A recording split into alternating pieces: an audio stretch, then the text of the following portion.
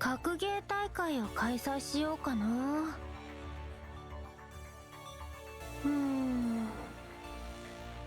名付けて TCS ドールベア選手権。優勝トロフィーはゴールデンコントローラーだ。でも優勝するのはきっと私よね。Yo, what's going on, everybody? Xanthus Vice here. We are finally back with some more Punishing Gray Raven. Hope you guys have a great day. Where we last left off, we have finally started on the new chapter. And it took me a while to get an understanding as to like how this actually connects to it, because it just seemed like a whole different situation. But now that we're actually getting deeper into the chapter, it's starting to make a lot more sense of the whole thing. I already kind of went through it at the end of the last stream, so y'all know what's up. I don't always have to repeat myself because otherwise it's just like I'm wasting time. But yeah, also sorry for streaming really late. Just the wind was so bad today.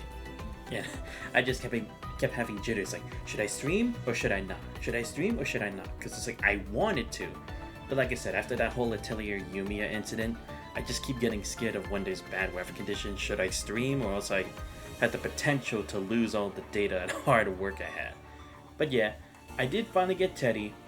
Yes, I also don't have memories equipped. Well, that's because I'm kind of stuck in the conundrum, because even though I can make her in the ice team, they kind of like make it that she would possibly be a main DPS, and I'm kind of surprised they go about it that route since she's an amplifier. So it's like I kind of don't want her as a main DPS because I want to keep Shukra main DPS.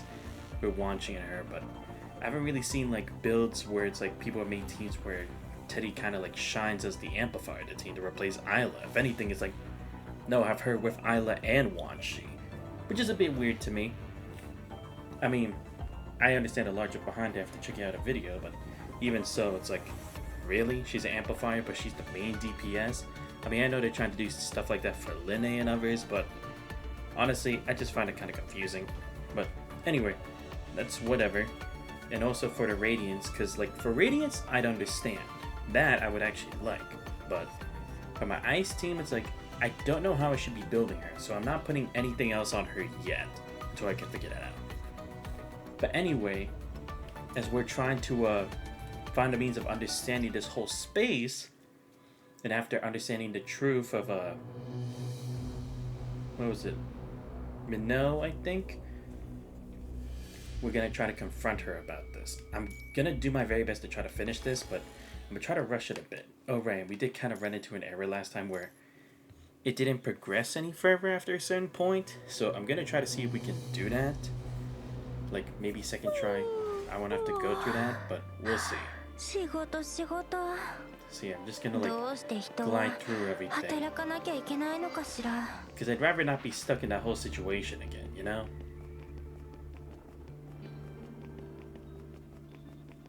Because to be fair, I got stuck on it for a while, so I really do not want that to happen. Yeah, there we go. I saw that this was one of the objectives, so at least I'm getting that now. Hopefully, now that I'm starting over again for this, I don't run into that issue where I'm stuck, but again, that's just me hoping for the best. But yeah, now that I finally have an understanding of this whole situation and Teddy's new frame and everything, I'm like, okay, thank God, the story actually makes sense again. Because it's not like I was going to completely claim like, oh, this is dog shit or anything like that. But it's just like, it seems so detached initially. But it's like, I guess that's kind of the point, right? It's like, to create that expectation of, where is this going? I mean, it did a good job for most of it. Like, don't get me wrong, I like this whole kind of investigation of like Teddy trying to understand like a person that looks like her dying. It's an interesting take on mystery, and it does kind of work with like the whole things with like clones and like different versions or modified versions. Like we dealt with that whole situation so many times before, like Lee Hyperreal, Lucia, and others. So it's not too out of the ordinary.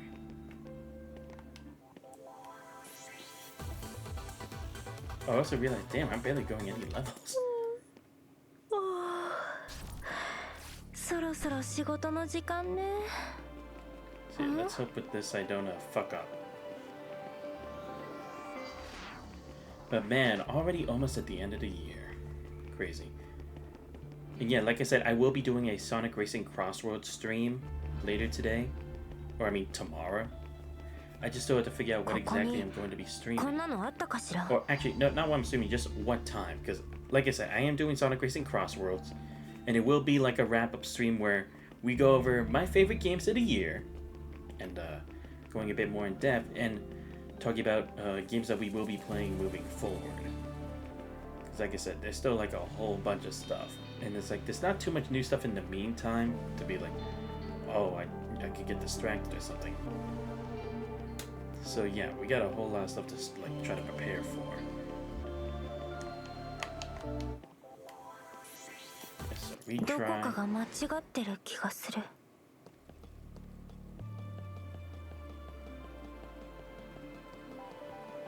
Okay, so hopefully I can get this through just fine. Because again, that was kind of the main issue. I will also have to check again, how do I exit a game? Because I'll be honest, I literally forgot the button sequence again. If it happens, I hope not, but we'll see. Because like I said, if I have to, in a worst case scenario, I will put it on my phone and then just try to advance the chapter from there. We've had to do that before, so... Like, when... Wait, what the... Wait, was something standing there? Is that my imagination? Yes, it was my imagination. I thought there was someone standing there.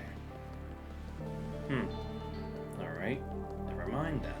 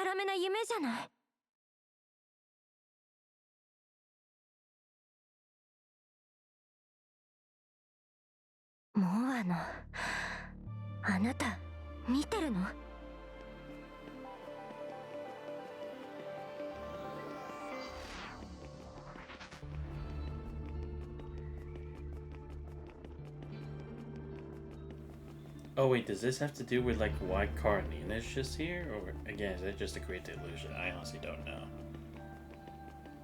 Anyway. Okay. Wait, I guess they'll go that way? Okay.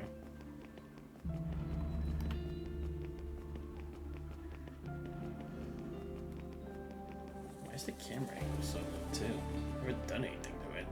Or was it always like that? I don't remember. Still, I can't believe it. A whole year punishing Great Raven. Like I said, last year I only did it partly, and I still put it in my top 5. But now it's like, wow. It's like, what do I even think of it? Oh, thank God. Okay, first try, and we cleared this part. Good. I was honestly like contemplating whether I should actually do it on my phone first and then come back to it.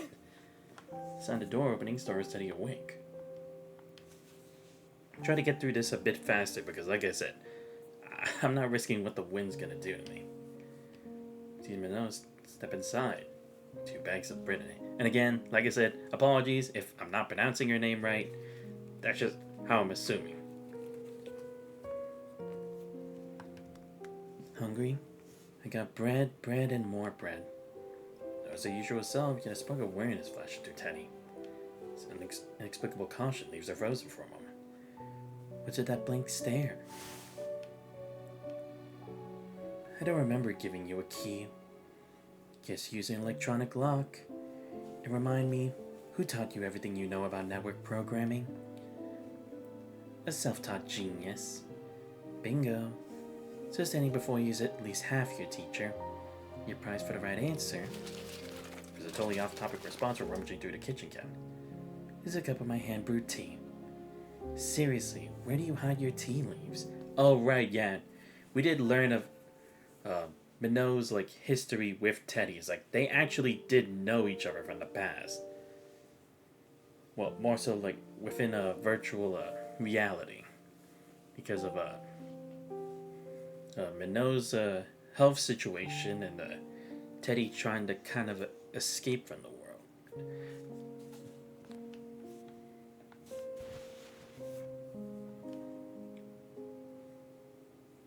Such moments were rare in the Norman family. Meals are prepared by chefs and eaten under the servants' watchful eyes. Proper table manners strictly followed. Everyone was performing their rigid pre-assigned roles and the grand play of being a Norman.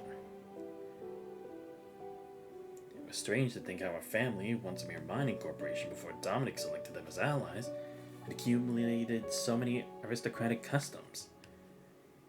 New money, it seemed, could indeed be polished into old nobility.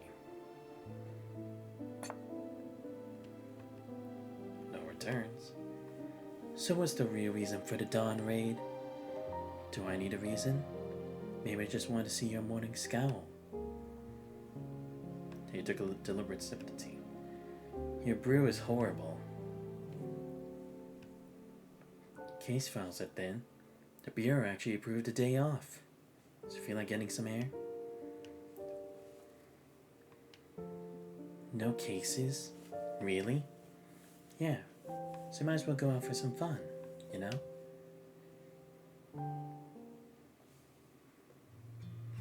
When Minot's urging, Teddy finally accompanies her out of the apartment.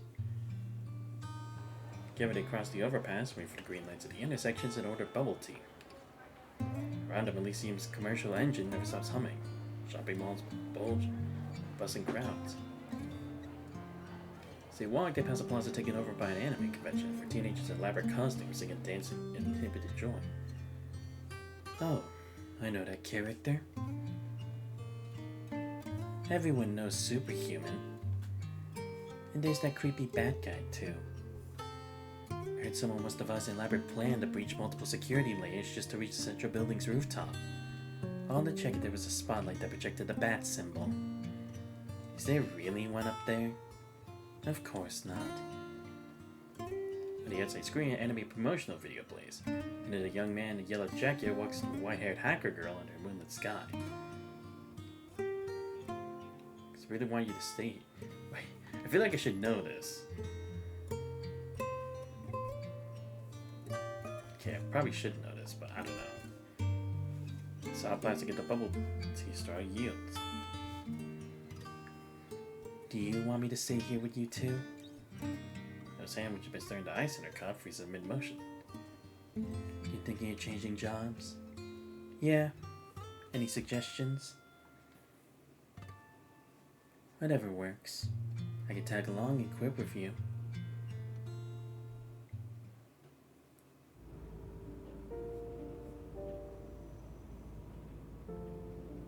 Exiting the glass elevator, they watch the city transform into a distant tapestry of light. Stepping out, they're drawn to an elegantly decorated dessert shop, where the highlight is a taste of the limited edition cake. So this is what Sakutote tastes like.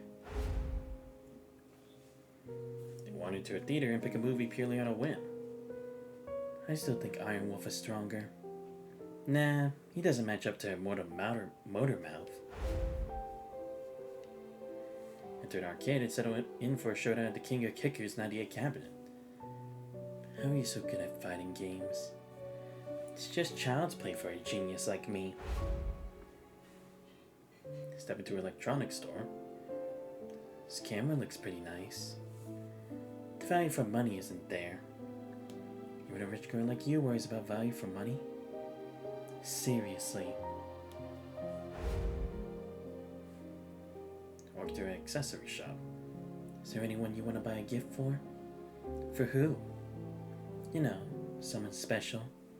That sort of thing. There must be someone, right? Really a figure flashed through Teddy's mind. You owe me so much already. So asking you to promise me just one thing isn't too much, is it? When did that happen? Was that like an event thing? Who is that? The expression says it all. I knew it. I also know it probably isn't the appropriate voice, but it's the only one I thought of initially, so I'm just rolling with it. Teddy turns at the sound. Shutter clicks, capturing her profile in a flash. Transforms the city lights into layered streaks and smears the passersby into ghosts. Teddy alone stands in stark relative clarity. It's out of focus. It's all digital noise, and your shutter speed is completely off. You clearly don't know the first thing about photography. Not everyone's a privileged young lady who's an expert in everything. Teddy gradually slips away as they wander about. Find themselves back at the plaza where they first began.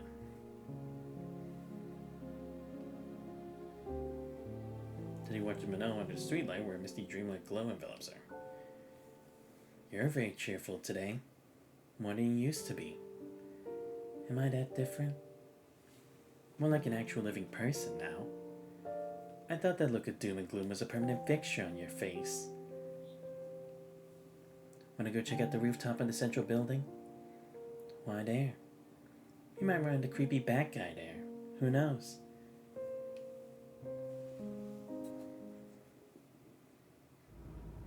Central building's elevator takes 3 minutes to reach the top floor.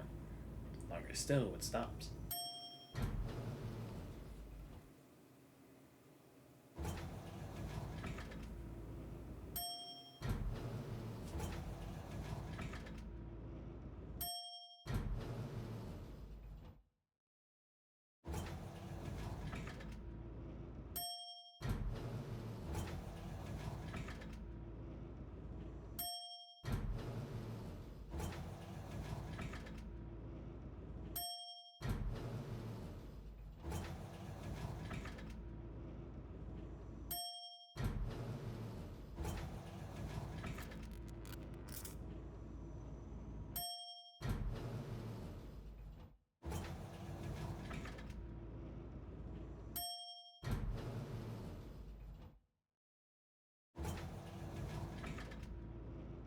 Last set of other passengers disembarks, leaving only Teddy and Minot in the elevator. Faint grinding hum from the elevator shaft set Minot's nerves on edge. Door side open, top floor. Ahead, a small terrace door stands partially ajar. Around the corner, a final flight of stairs leads up to the rooftop helipad. Night wind sweeps in, cool and insistent, tossing their hair. Well, looks like there's nothing here. Yeah, absolutely nothing. Should have brought some snacks. Not like food would help anyway. Ah, right. Constructs can function just fine without eating. Strange emotion hangs in the air. Sadness, perhaps? No draws the electronic vape from her pocket. Takes a long pull, the vapor passes through her artificial lung before she exhales a shimmering meditative cloud. You know that's not what I mean.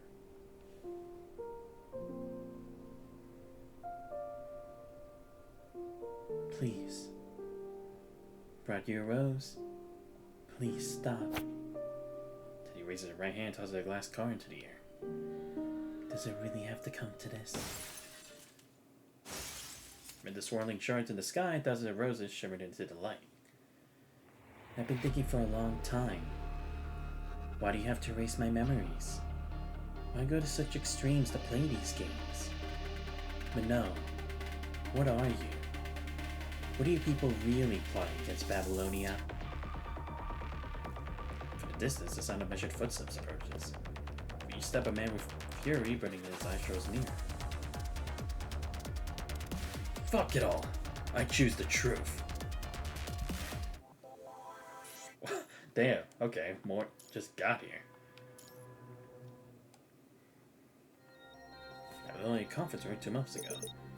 Having concluded his meeting with Nicola, Hassan placed the call at Teddy's terminal. Didn't connect immediately, and Hassan held the line without a hint of impatience. 20 seconds later, the connection clicked through. President Hassan, how did you get this channel's IP? That was neither respectful nor discourteous. The method is important. Teddy, I have a critical mission for you. A mission that has to bypass the command center? The command center maintains synchronized records. This requires discretion. Why me? The task force is full of elite squads. I'm just an engineering member. I need your specific expertise in cybersecurity. Can't this wait until my new frame is operational? The frame won't make a difference. The other end of the line, Teddy paused as if contemplating something.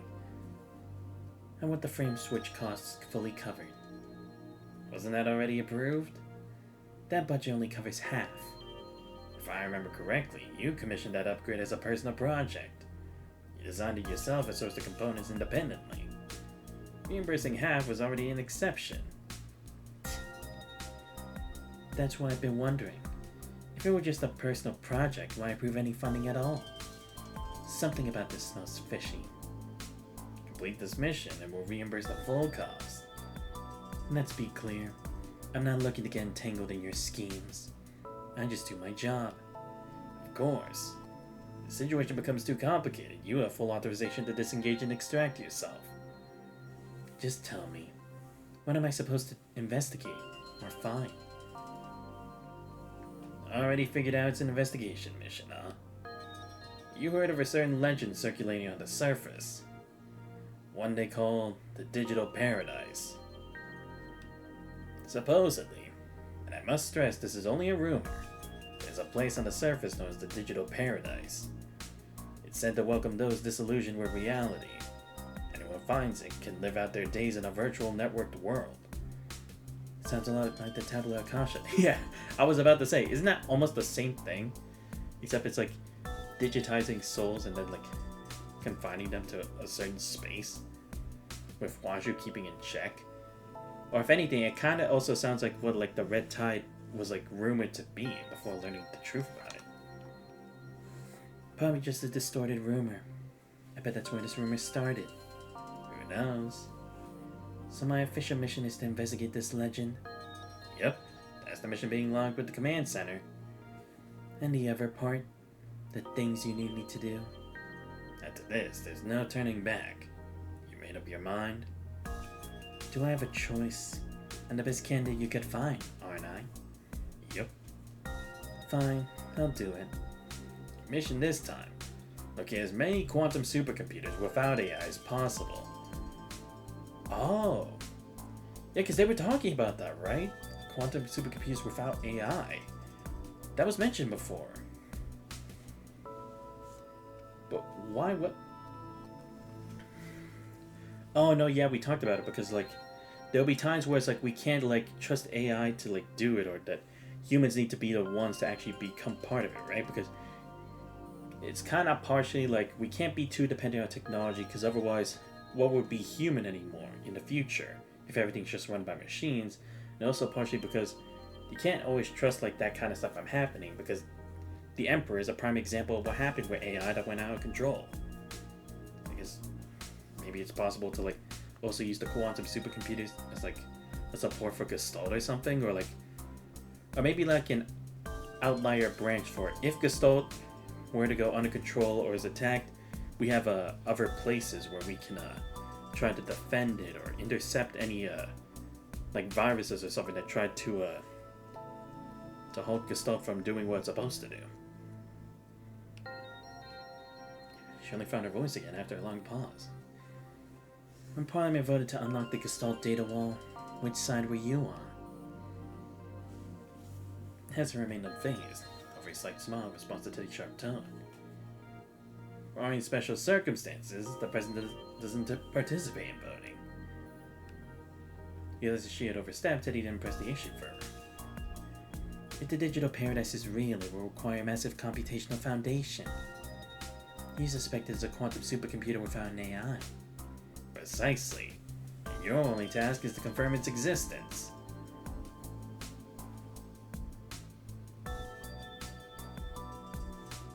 Surface 1 month ago. Teddy shut down her terminal, and with it the holographic map dissolved. The memory of her conversation with Hassan surfaced, drawing a resigned sigh from her. I didn't get a damn thing out of him. I don't know what he's planning, but I'm clearly just a pawn on his board. Guess I had to play my part first. For the past month, Teddy had been scouring Earth for any information on the digital paradise. Only recently, she finally uncovered a significant lead. Ellen. The terminal rang and Teddy looked up, surprised by the name of the caller ID. Let me guess, you screwed something up and need me to clean up your mess? Contempt radiated through the communication channel, striking Leonardo like a physical blow. Oh, okay, wait, what? Is that really what you think of me? Your reputation has fallen so far? Spare me the performance. What do you want? The old man is dying. Oh, really? Her grandfather, right? For a moment, the news left Teddy strangely adrift. Should she break out in applause? She had imagined this moment countless times, and now felt none to anticipate satisfaction. Should she be weeping in grief? Gestures felt foreign. Still vividly remembered everything Charles had done to forge her into Dominic's successor. Worst of all, Charles initiated Project Herald and sent his own son, Teddy's father, to his death. Yeah, because I would say is like, even if he's still technically family, it's like, can you really feel for the guy after everything he'd done? Like, think about how skewed their family became because of it. But it is also kind of hard to, like, kind of accept it now, because it's like, we already dealt with the whole thing with Project Herald, so it's like, what's there left to feel? For him, she could summon neither triumph nor sorrow, each in profound attachment. Oh, how cold-hearted.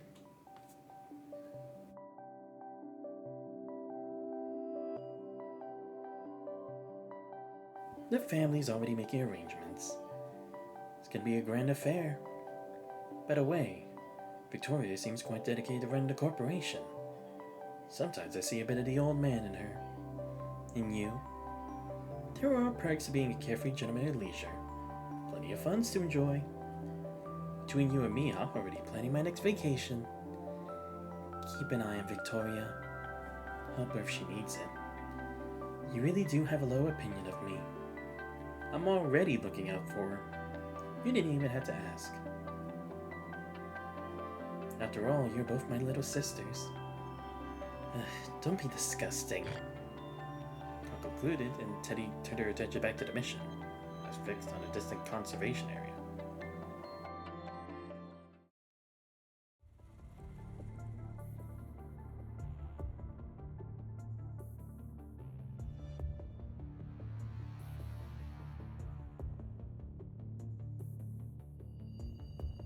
The lead brought Teddy to a structure so dilapidated it was charitable to call it a ship, or shop.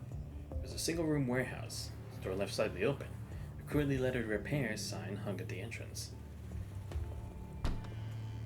Inside, the air was thick with the scent of machine oil, Rusty shelves lined the walls, bearing assortment of well-used tools. A young man glanced as she entered. Reached for a tattered rag, cleaned the stains from his hands before offering an enthusiastic greeting. Hey there, name's Tony. This is my place. What can I fix for you today? Do you know Eileen? Lots of folks pass through. Can't remember everyone. And Eileen's a common name. What if I ask, who are you with? What's your business with Eileen? I'm Teddy, Vice Captain of Babylonia Engineering Force. Let's skip the act.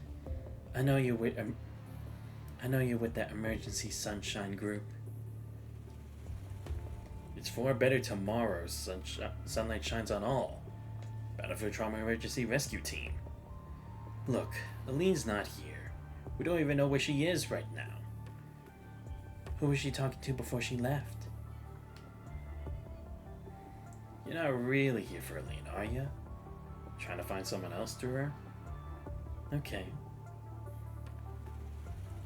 Take a seat. This whole thing actually started with one of your Babylonia constructs. The Praying Mantis Squad was posted here for a long time.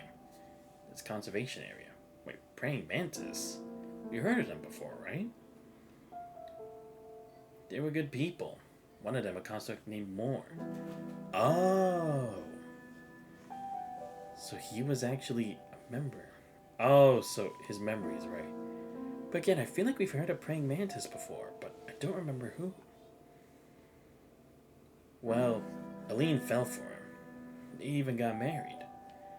Everything was going great. Then, out of nowhere, the punishing virus concentration spiked in the area. The red tide, those hetero creatures. It was a nightmare. A lot of people died.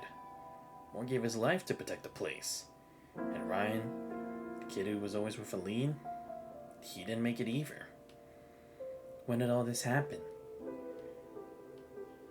After that, Eileen just shut down. Became a real loner. She started talking to some people from outside the conservation area. Then one day, she just left. Maybe she's made a new life for herself somewhere. I hope so, anyway. If you're looking for those people she talked to, you could try heading east. Oh, so the one who's really in the virtual world isn't Moore. It's Eileen. But Moore is just a conglomeration of her memories of him. Right, okay.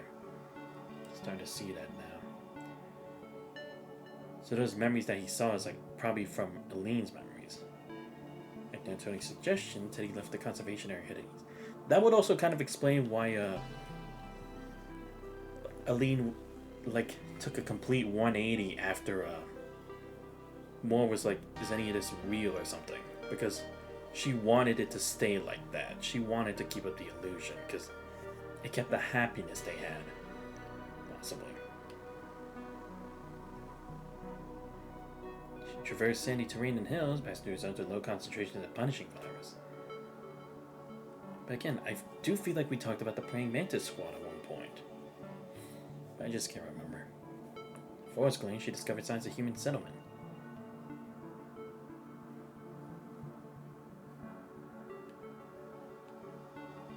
After detailing the group for 3 days, Teddy arrived at a location nestled among the mountains.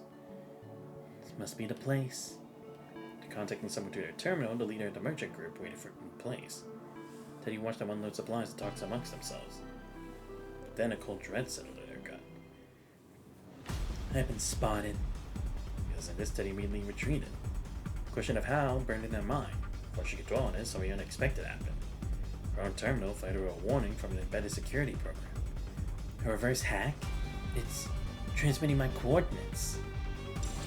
She ran, fingers flying across her own device to find out the relentless cyber attacks. Then it hit her.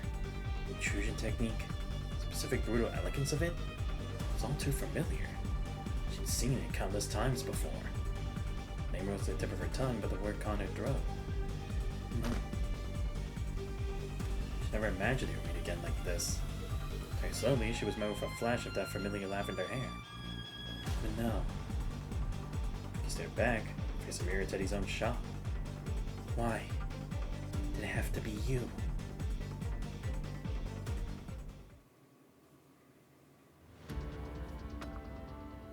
Moore's home, Elysium. She attacked me. Then I woke up here, in Elysium. Then he finished her story. The battle at the morgue had ended the night before. This morning, she had knocked on their door. Under their slightly bewildered gazes, she recounted everything that had happened after accepting the mission from Babylonia. Last night, she attacked me again and rewrote my memories. Once I figured out Christina and Norman were just my memory projection programs, I set a contingency plan in motion. But the memories I have right now will be gone soon. But no, she's a really tough one.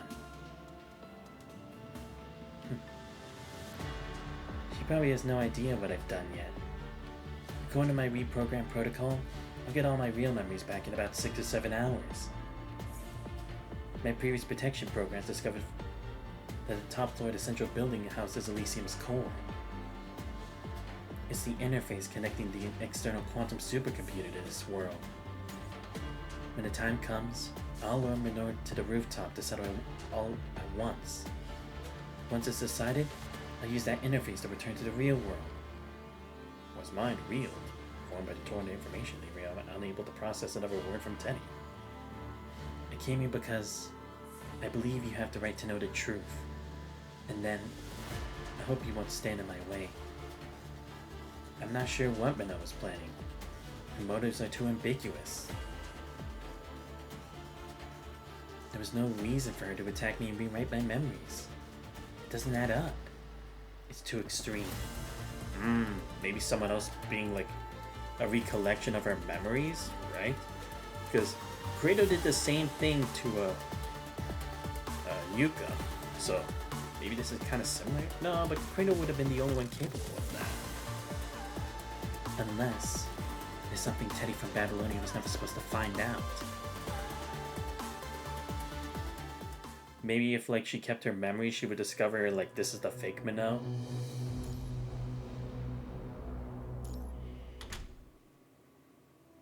Door clicked shut behind Teddy, leaving Moore's home steeped in silence.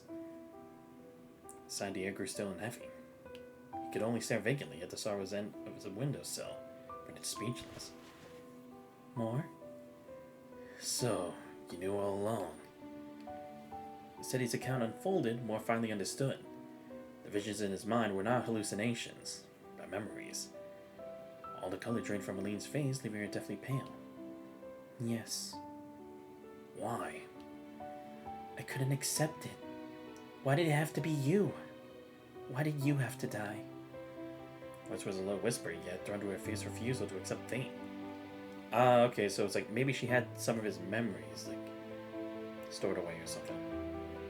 We managed to live through so many hardships. The ragged survivors, armed by great sacrifice, picked their way through the been infected. Oh! Right. I think I do remember. Yeah, Praying Mantis was one of the squads we lost, right? But was this during the number 21 Pharaoh chapter, or was this the Norman Mining Corps chapter? It might have been the Norman Mining Corps chapter because again, it's like they were sending a lot of squads in there to try to investigate that area. Oh, what? It was with Lucille's group? Oh my god. Damn. Never mind. Maybe don't tell Mika. Just say you passed by me on the ground and that Ymir and I are still traveling around. We even held our wedding. It was a humble wedding held within the conservation area. It overflowed with the most heartfelt blessings from everyone present. Wait, hold up. Oh, wait. Were they there on that same mission where we lost Lucille? Wait. Lucille did, she didn't make it after that whole situation, right? Because I think she drew... Was it Lucille who drove the truck to try to, like, hold back the corrupted for us, or... Was it someone else? I don't remember. But I see. The praying mantis group and the others might have been like... They were the ones there with us that we helped escape, right? That might actually be the case. Well, then again, might be. I don't know. But interesting. So she was part of their group too.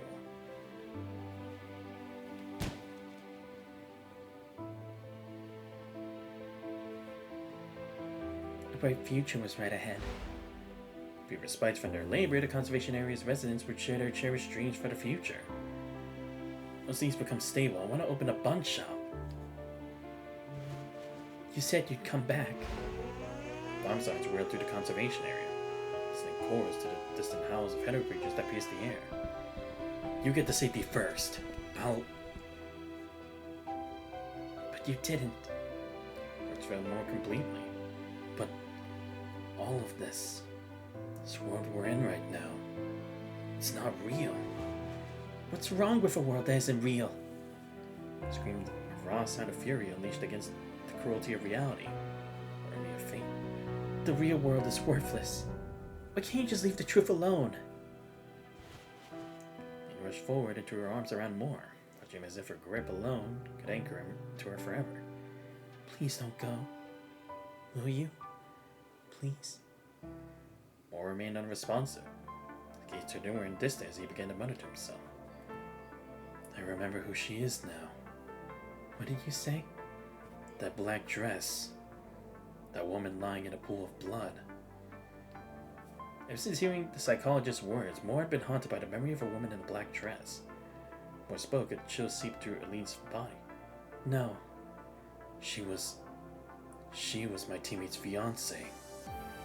He was the one who pushed me away from danger. Wait, black? Wait, what?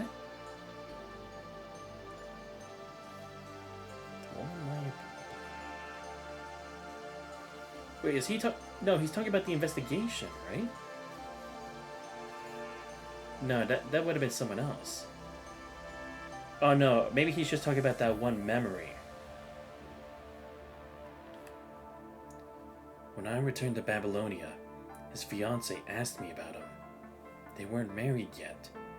The military didn't know about the relationship, so they never sent her a death notice. I made a terrible mistake. I lied to her. I told her he was on a long, very long mission. And then, the day she learned the truth, she was so calm. She even thanked me. That night, took her own life. Stop, Moore. Please, stop. I was frantic breathing even out. He maintained a sudden squeeze, tension in his brow softening to an expression of sorrowful tenderness. It was my fault, Elaine. I did something unforgivable. Elaine knew, without a certainty, what words were about to leave Moore's lips. That's why I choose the truth. Yeah, it's like...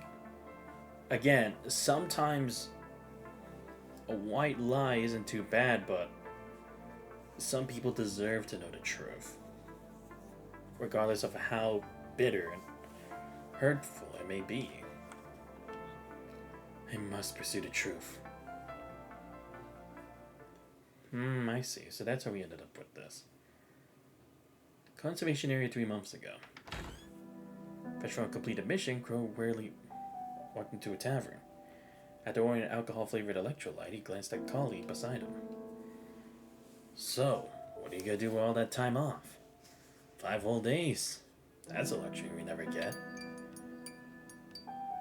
Sleep until I forget what day it is. Then, some frame maintenance. Maybe just curl up with a few novels. Really? Not even gonna step outside? See people? Let someone else have the fun. It's not for me. And you? Haven't figured it out yet. Gotta go see Moore first. Time to send his remains back to Babylonia. After that, all that's left is a name on a wall. I can't do it. I just can't face it. Lay some flowers there for me, okay? Crow didn't push the issue. Everyone mourned differently. And Collie clearly preferred to process her grief alone. After finishing his electrolyte drink, he stepped out into the night. Cool air cut through the haze in his head. For a fleeting instant, what was there, sitting right beside him? With the same goofy smile, his fiery eyes pierced through Crow with the intensity of a physical wound. Don't look at me like that. Blood and fire that day came roaring back. Phantom dance of chaos around him. The Crow's service record marked him as a veteran. Death had never felt as intimate as it did then. Bone-deep chill seized him. For a fleeting moment, he surrendered to it, almost welcoming the rip of the head creature's claws. But he had lived. Moore died instead. The final second, Moore shoved him to safety. A life for a life. His final expression was lost to Crow, but the memory of his orange-red eyes dimming into nothingness seemed to his mind forever.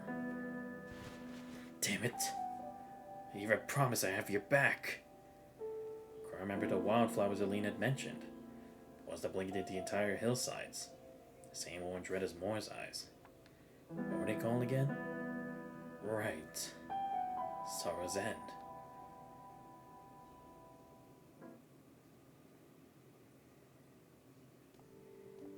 Crow made his way to a corner of the conservation area.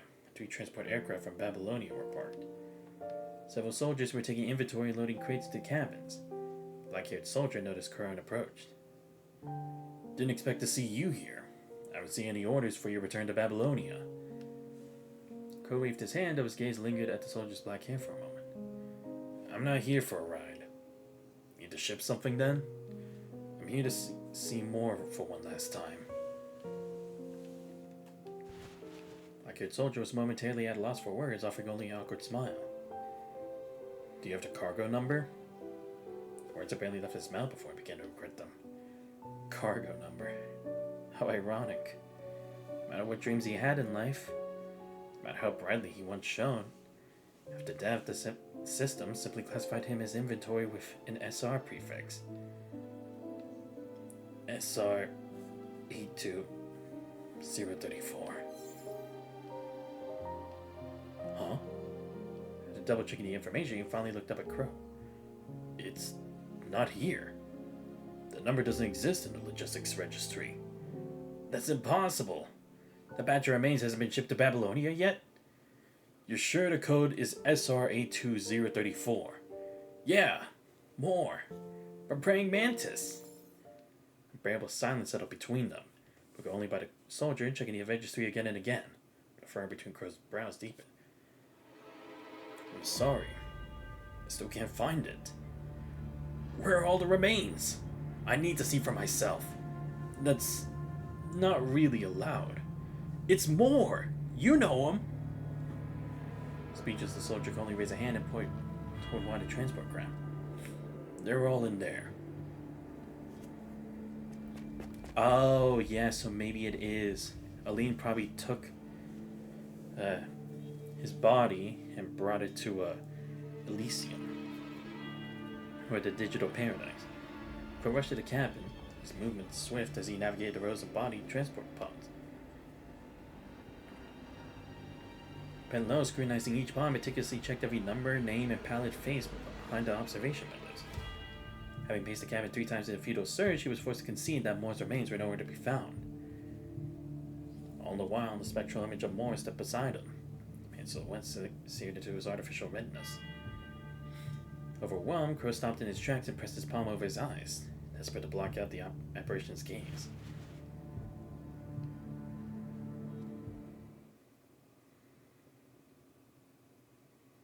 Babylonia recently. Crow walked into a secluded archive room, been relentlessly investigating the matter ever since Moore's remains disappeared. This is the place. Thanks to his lengthy service record and extensive connections, Crow's investigation uncovered severally. Wow, so Crow actually did his own investigation. Interesting, okay. I guess that makes sense that he'd want to know. The Babylonian counselor had been regularly embezzling supplies through backdoor operations.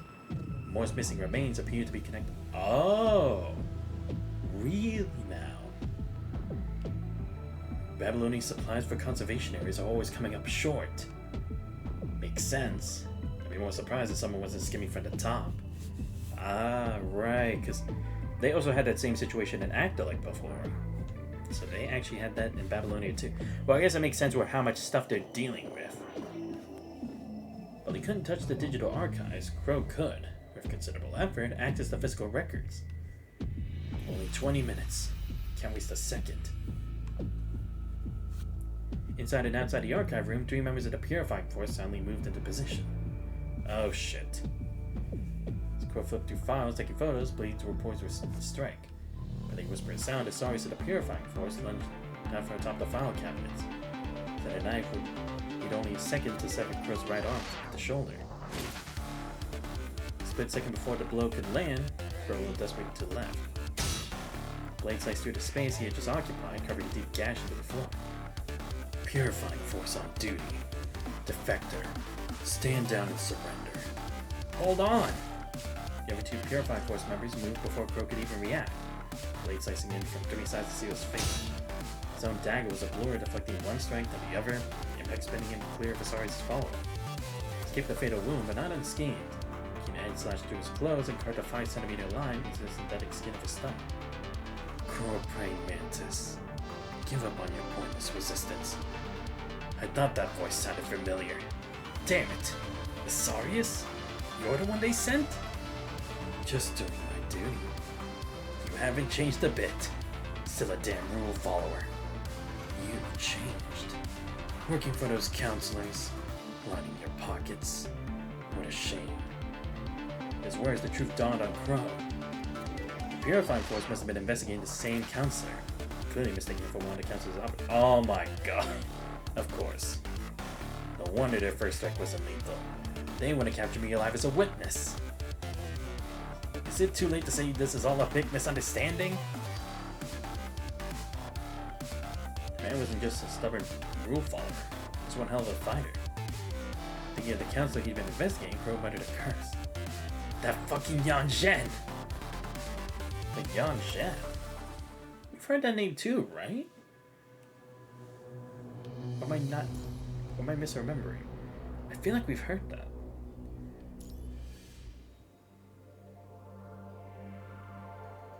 Yan Zhen's office features a window that frames a direct view of space.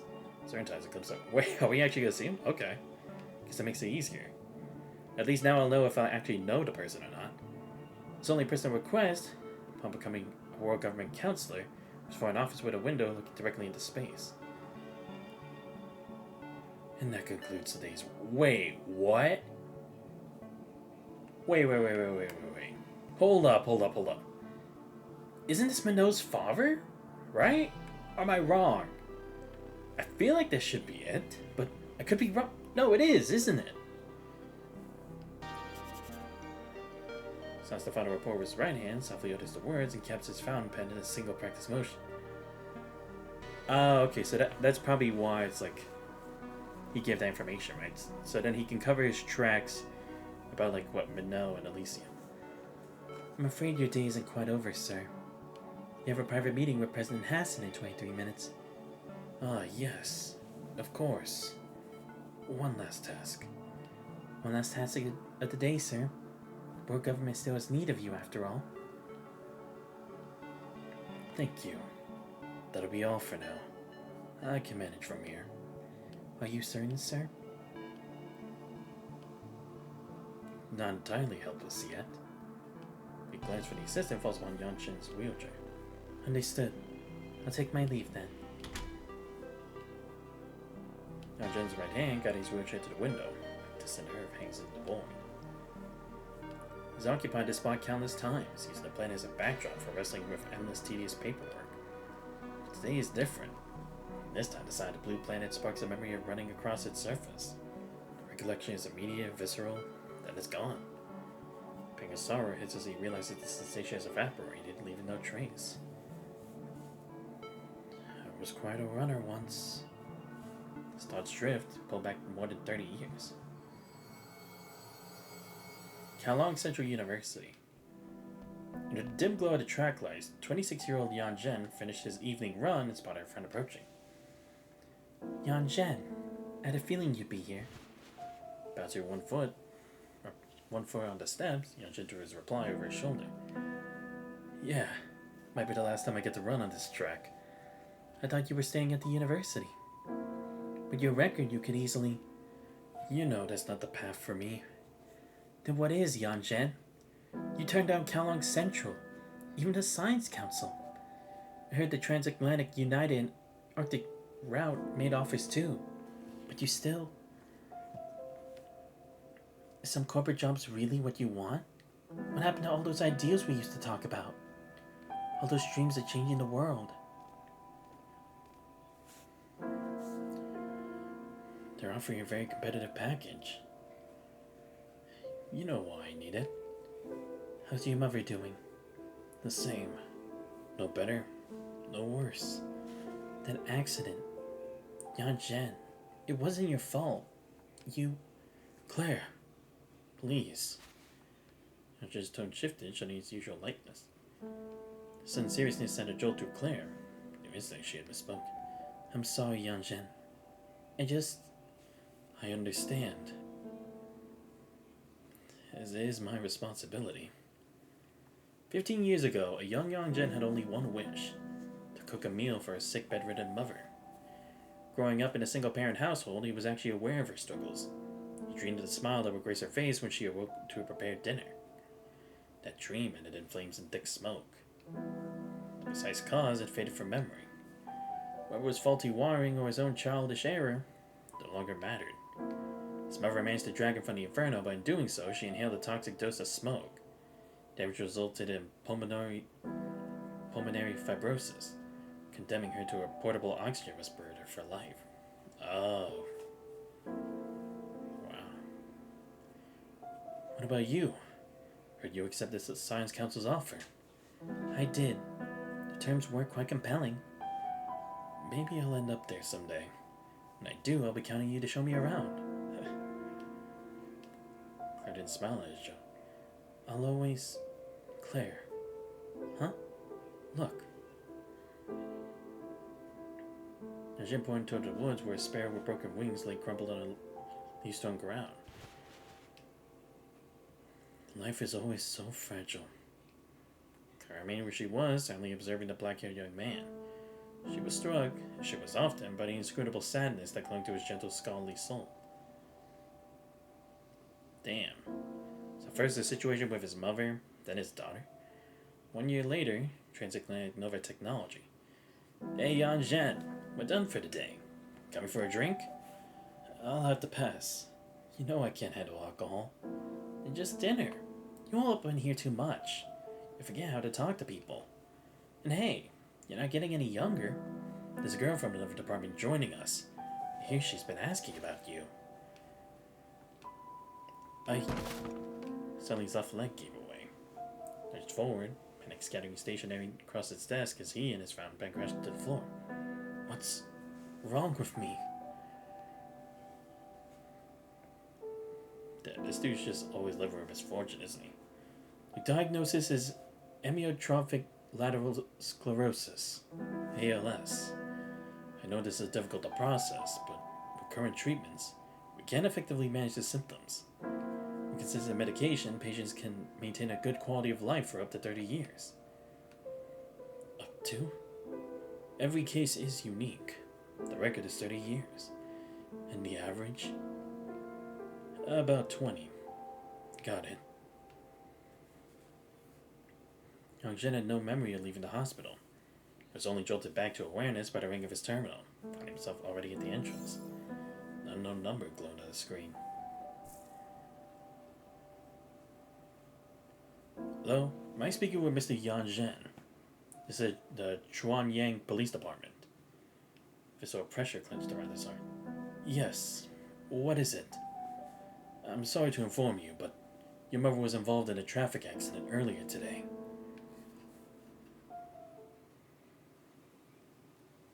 So I'm guessing this was like during the Golden Age?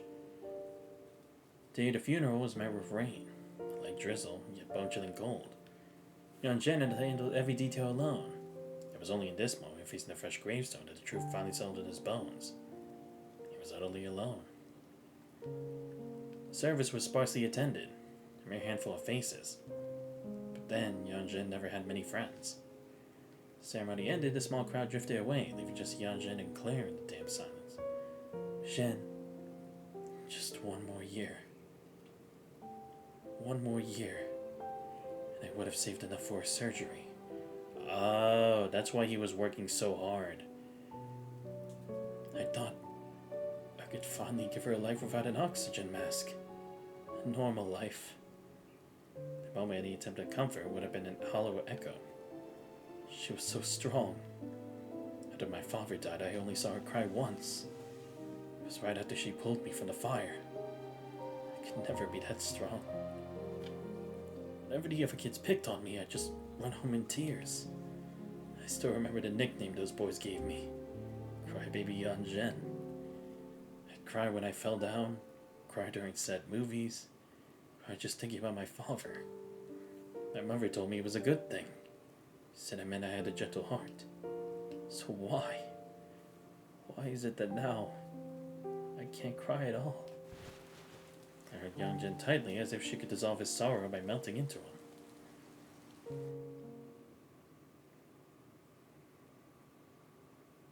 A year after the funeral, they got married. It was a small, quiet ceremony, shouldn't any loud celebration.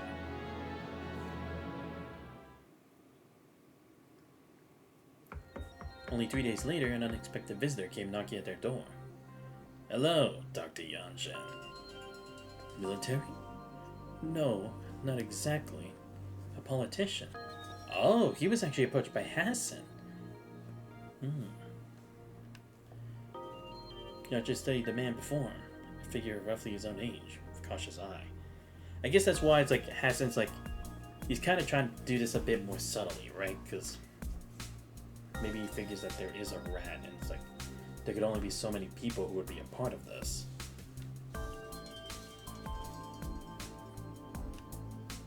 Whatever your purpose is, I'm not currently interested in any offers.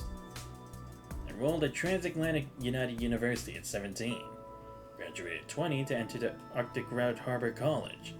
At 23, you declined our invitation for Kowloon. You earned your doctorate in neuroscience from Kowloon Central by 26. You also managed to complete a second master's in computer science while you were there. Am I correct? I must say, it's a truly remarkable record for a 26-year-old. That's all public information. Anyone with a terminal could find it. After your doctorate, you declined offers from several prestigious institutions, including the Science Council.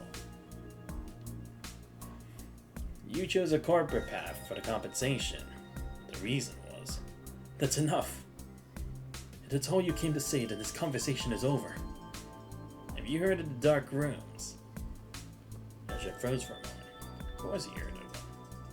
The world government, driven by self-interest, has established the Dark Rooms to operate outside the Science Council's jurisdiction.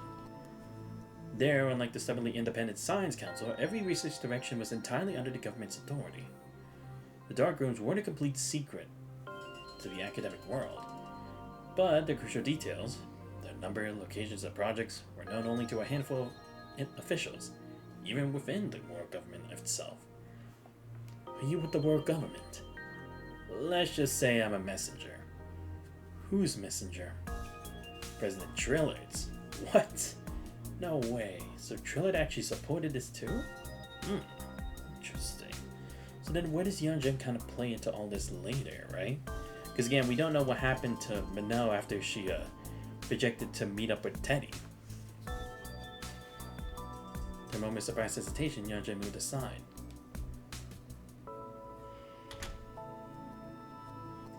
Your name?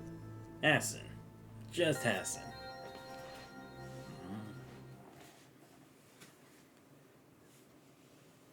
The third dark room. Though he never set foot inside the Science Council headquarters, Yunjin had built a vivid picture of it in his mind from countless stories. He envisioned a magnificent building with its massive stone carvings like an eternal flame. The great relief hanging overhead, marking the facility as their Arizona Academy of Athens. The dome was adorned with a constellation of scientific genius. Babbage, Da Vinci, Feynman, Fermi, Newton, Dirac, Einstein, all there for visitors to admire.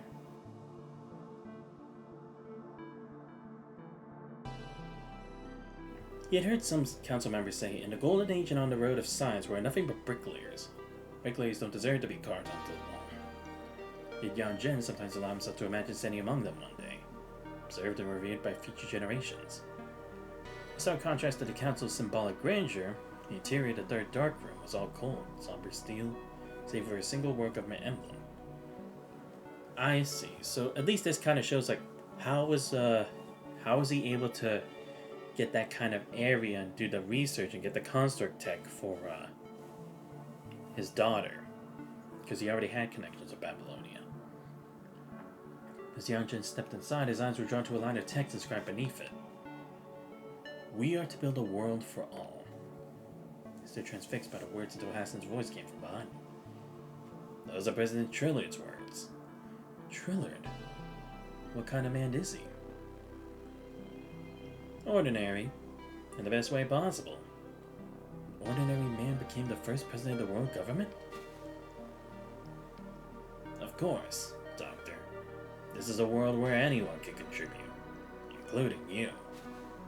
After a moment's hesitation, Yan Zhen took Hassan's hand. Dr. Yan Zhen, welcome to join us in building a better world. I guess this is also kind of what they're trying to move towards, right? Because again, it's like everyone was trying to advance science in many different ways before we had gone to the 0-point reactor, right?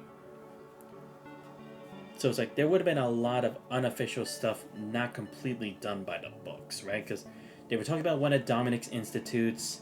We talked about that mind that had to do with experimentation regarding the mind, and then this too. So it's like maybe it's like we're airing out all the stuff about the world government, right? Because before we just focused on other organizations. We focused on Agdalek, we focused on the ARU, we focused on Kalong, focused on Norman Mining Corps and Curino. But that doesn't mean the world government is completely full of like everyone's a good guy and helping and for the good of humanity, right? So it's like maybe that's what this like next arc is about. It's all about dealing with all the dark secrets hidden within the world government. That's like these things were abandoned and never really like resolved, and right now it's coming back to haunt us because now people are taking advantage of those same projects that were abandoned and using them for their own means, right?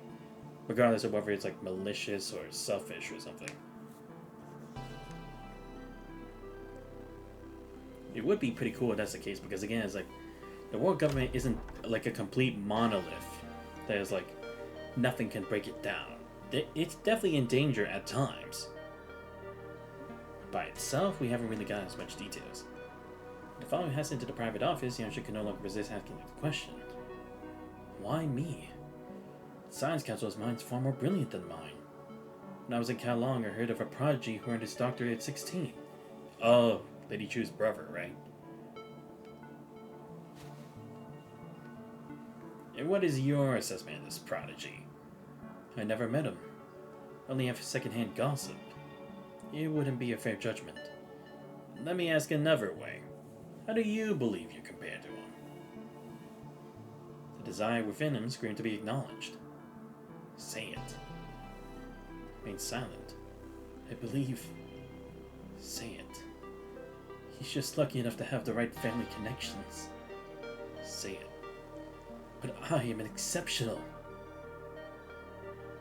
Your paper for your Transatlantic United Use was fascinating. Invasive brain-machine extension applications. A hypothesis. Chapter 1. The extension of consciousness. Oh, I see. We're going into more of the mind stuff, right? Because that was part of what the research at the mines was supposed to be. And now this is kind of like affecting the mind too, specifically Teddy's. Using BMIs as psychic tentacles, translating thought directly into code to command any device. The general concept isn't groundbreaking. It's a classic sci-fi trope. Reality is less forgiving. The practical hurdles are immense, which is why invasive interfaces are a fringe pursuit today. For a first publication, it was remarkably audacious. Some might even question if it qualified as academic work given the lack of substantiation. A rejected work, huh? Kinda reminds me of Miss Sautoma's work, right? Because hers was the same.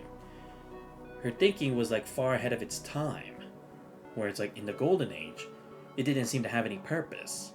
However, in the future, with the concept of constructs, the mind beacon and everything, it actually would have played a significant role when the punishing started. There's no need to be polite. Some reviews call it pure fantasy. It was never even archived. It was a mess. However, what intrigued me was Chapter 2, the transfer of consciousness. The idea of tethering the mind to the network, allowing consciousness to navigate the digital realm. That's hardly an original concept either. It's not worth you. It could be implemented. And Jin was rendered speechless. Thought of thoughts raced through his mind. That's way too far-fetched. Are you sure you want to dedicate your efforts to this direction? You have promise. Don't squander on a dead end. Don't you worry about what they say. I always know you meant for something extraordinary. Can't believe that paper was ever published. He must have had connections. It's complete nonsense. Keep your voice down. Who knows if he'll implant a chunk of metal in your brain one day. But if this could ever be realized, think of the patients with disabilities. Or partial paralysis. Have you seen empirical evidence? No, I didn't. That's impossible. The feasibility is a question for later, Dr. Yan Zhen. The question now is whether you, as you are willing to join Project Connection. Project Connection?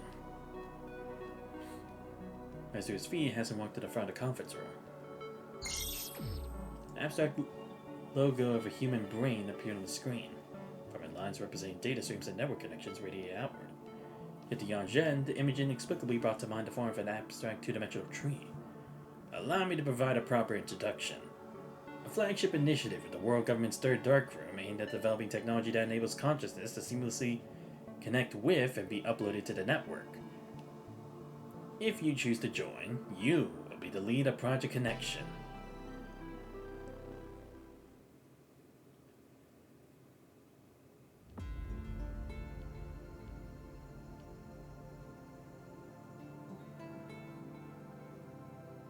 Not every clandestine encounter has the power to change the world.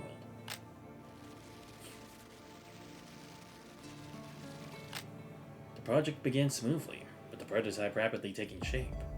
Its early success was deceptive. When the system managed to connect consciousness to the network, the process inflicted severe physical damage on the test subjects. Only a single volunteer for the first batch survived. Even he was pronounced dead after 26 hours in the emergency room.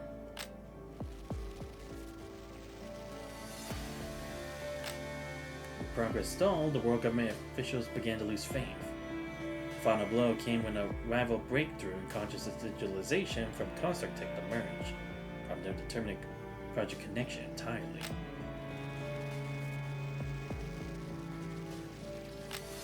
But Yan Zhen could no longer bring himself to abandon the third dark room. His wife had died there. His daughter had been born there.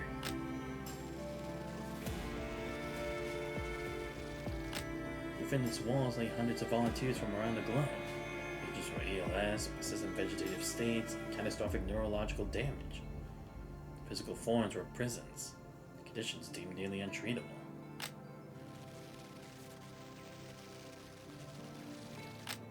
As the tide of despair washed over the third darkroom, Yan Zhen found himself desperate to produce a result. Any result, before it was too late. Now we're getting to the good part. Yan Zhen's train of thought shatters a single blinding signal fires through every neuron at once. Wait, what? The dog? Get back. Put back to where? I am you. Or should I call you Abel, my brother? I am the real Yan Zhen. Is that so? Who, pray tell, gets to decide that? Desperate gambit, Yan Zhen stakes his life on a second-generation brain computer, becoming a human test subject. That was when the whispers from the darkness first found him. True catastrophe, however, was still lurking. Using the second-generation brain computer's flawed result, Yan Zhen manipulated all factions, barely sustained the third darkroom's operations.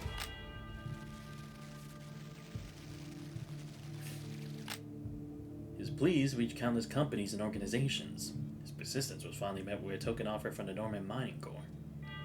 The memory of that day remained sharp as he practically groveled during a presentation of Project Connection. Saw young Edward with Charles in the audience hall. The profound pity in the young man's eyes revealed the humiliating truth of their help.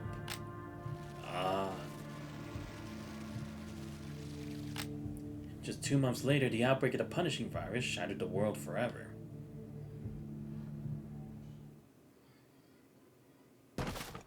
Those dishonest Normans. They just left us to die. John, return to Elysium now. I am Yanzhen. It is you who should remember your place. Oh. What? The Normans did them dirty? What? I mean, I guess maybe they abandoned the project because of the whole Dominic thing, right?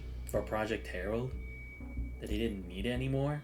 Yeah, I guess because technically they did have connections with Dominic. Otherwise, they wouldn't have been able to plan for the successor.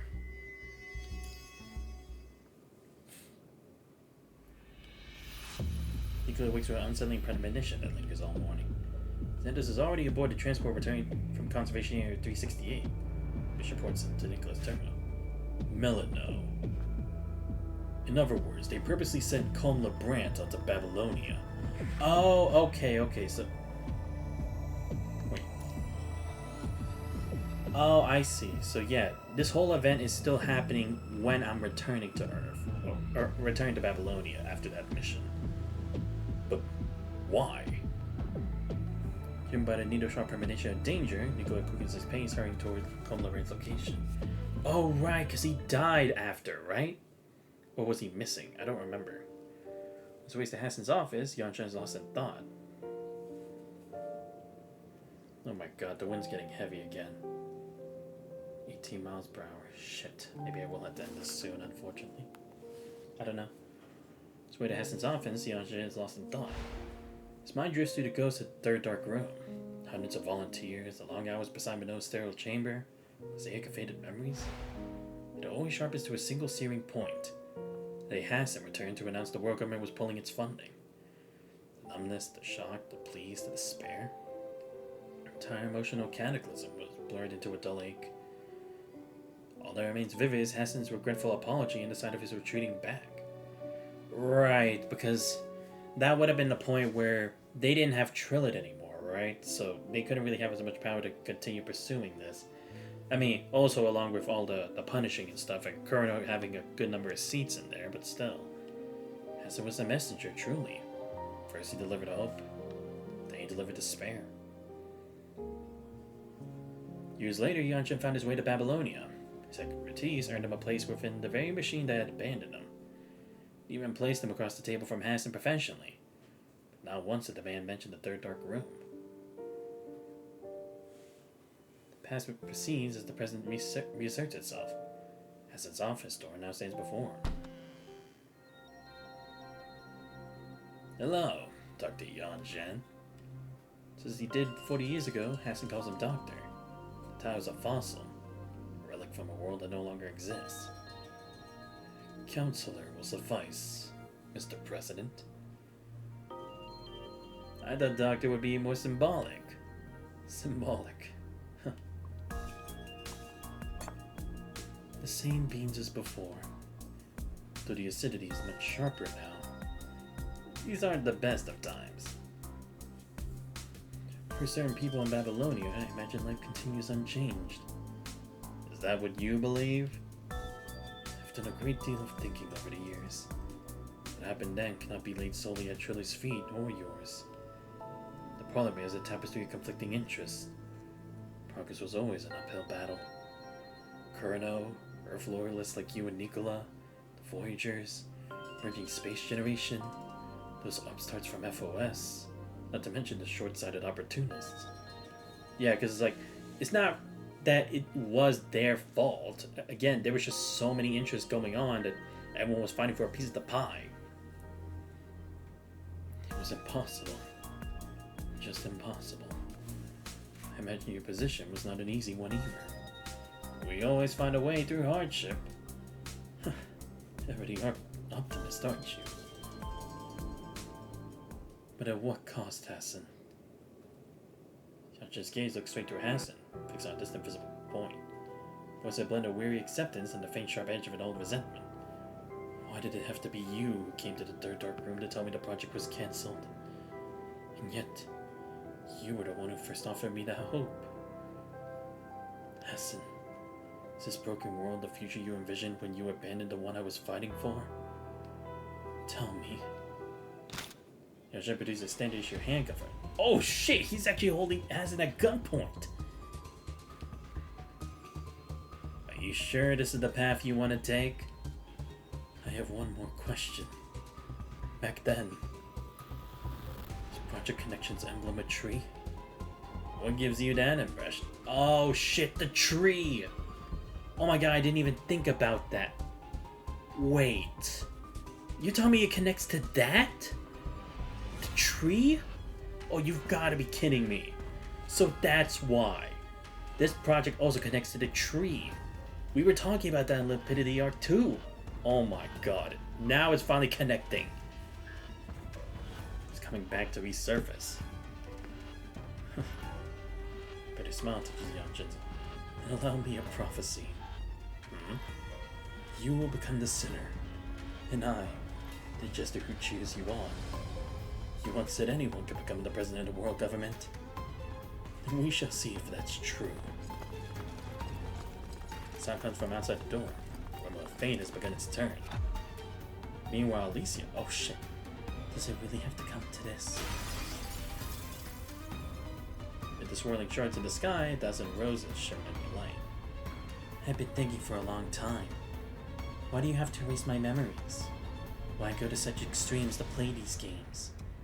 But no, what are you people really plotting against Babylonia? Meanwhile, Babylonia Residential does. What do you mean Kumla Brandt is dead? How many times did I tell you to keep an eye on him?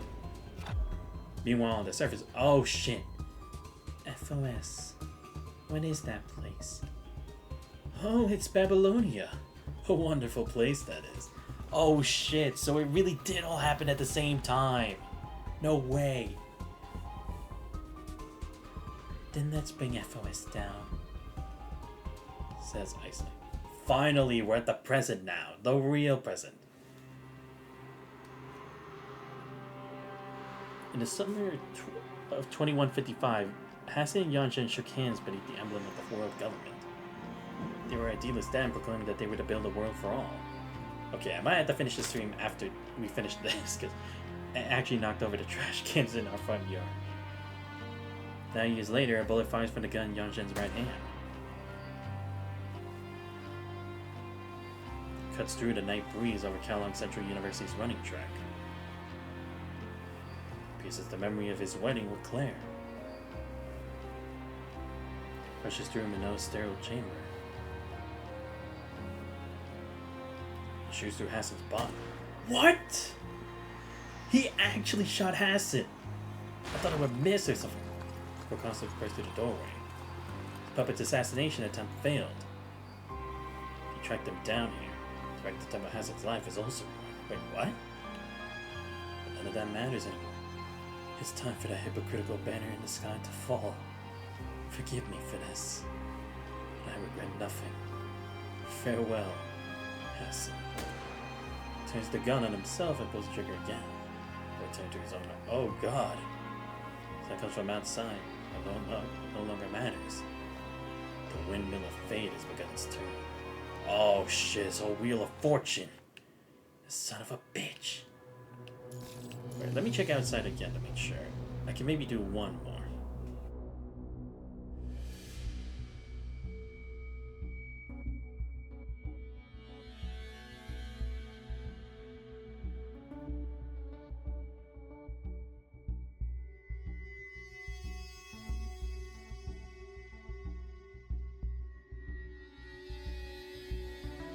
Man, here I was hoping to finish this by the end of the night, but who knows, maybe I actually will have to, like, do it partly again today later.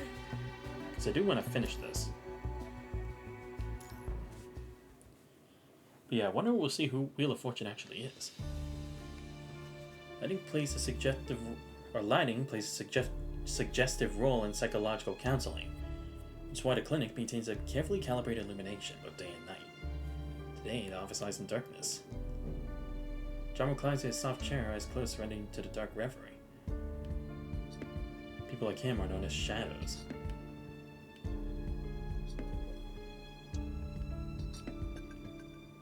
His collection, one vial has never been used. The black one.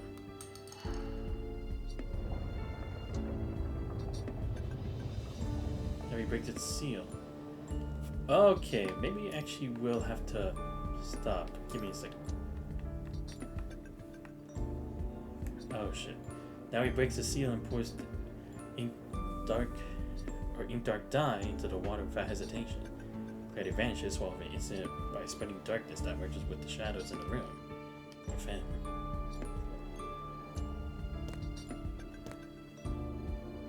So, Abel, has your lifelong ambition finally been realized?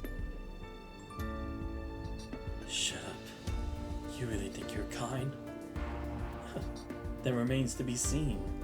After all, between the two of us, seems only one is fit to survive. Enough. The attempt on Hessen's life failed. It's time to initiate the contingency. I don't know why the Wheel of Fortune is interested in FOS. As long as it doesn't hinder our acquisition of Gestalt, they're irrelevant. Oh, wait, what? The Wheel of Fortune knows FOS?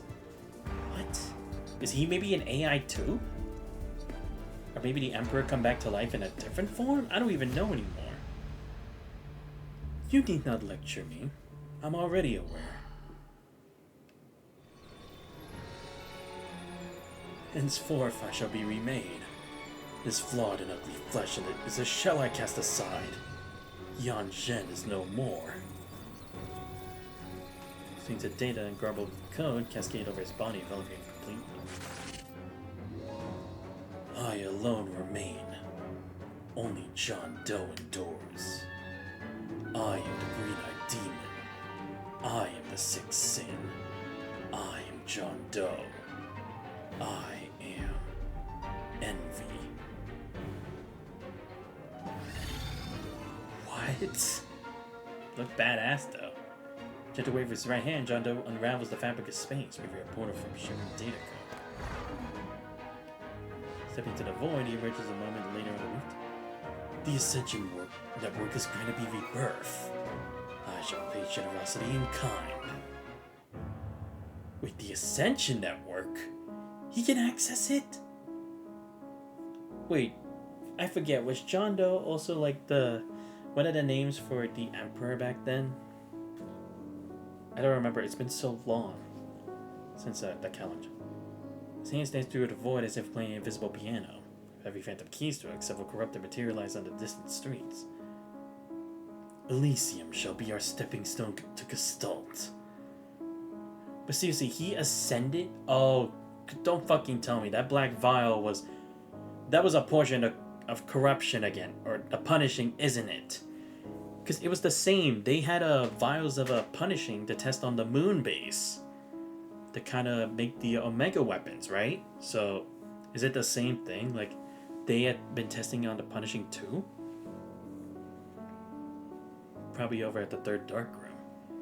Oh, the constellation of city lights bleed to a solid ominous crimson. And then this entire world will become shadows just like us. A carnival of darkness awaits. Damn. What the hell is your plan, Minnow? Teddy and Moore managed to block Minnow's attacks together. The fire remains a stalemate. Elysium is Minnow's domain. As long as the battlefield remains here, she holds an overwhelming advantage. Why do you have to know the answer, Teddy? All you need to do is stay in Elysium until this is over. Don't you still hate that cage with every fiber of your being? So you are planning to destroy Babylonia? To attacks, Teddy tries to probe Minnow's true intentions. I only care about Elysium. You only care about Elysium. Then who's your partner? The one actually plotting against Babylonia. This time Minnow doesn't answer, so she silently increases the rate of fire from her drones. Suddenly, Teddy recalls her previous conversation with Hassan. Let's be clear. I'm not looking to get entangled in your schemes. I just do my job. In a flash of insight, Teddy sees all the pieces of the puzzle fall into place. Quantum supercomputer without AI, the core of Elysium, digital paradise. So I've been a pawn in this from the very beginning. Once this is over, I'm billing them for every single credit. Teddy twists sideways to avoid being fired from a drone while Moore lunges forwards when he's played him a no, only to be blocked by two drones crossing in defensive formation. Attack fails and Moore falls back to Teddy's side. This fight between us is pointless. Piercing screams shatters the standoff.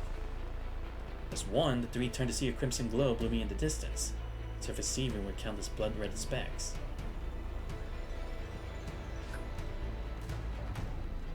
The city's artificial silence has ripped away as sleeping residents awaken and flee. They seem suddenly overrun with the corrupted. Red tide draws the neon light, transforming downtown into a hunting ground as the city's edges begin to crumble.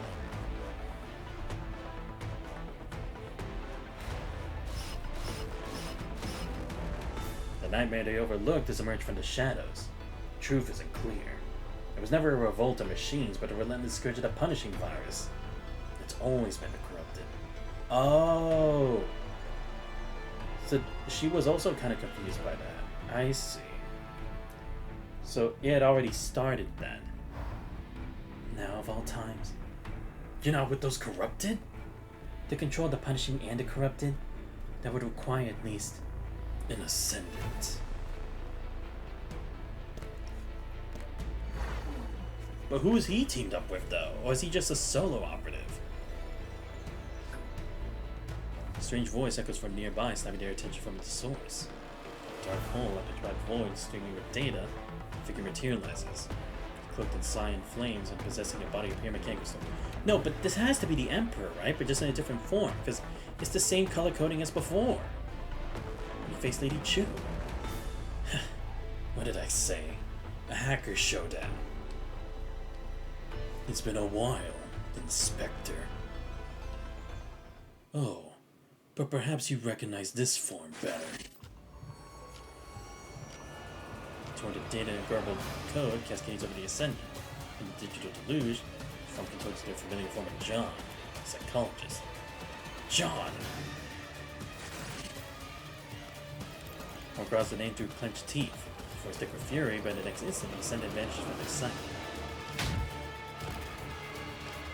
Tremendous force slams into Moore from behind, catapulting him through the air. Tumbles over and goes against the hard ground before skidding to a home. That's speed. No, it's not just speed. These hacked our visual feeds. No, the plan to assassinate Hassan has failed. So this is what you've been plotting. What have you done to my father? Yan Zhen. The form shifts again. He looks up at Manel for the wheelchair. No. Help me. You.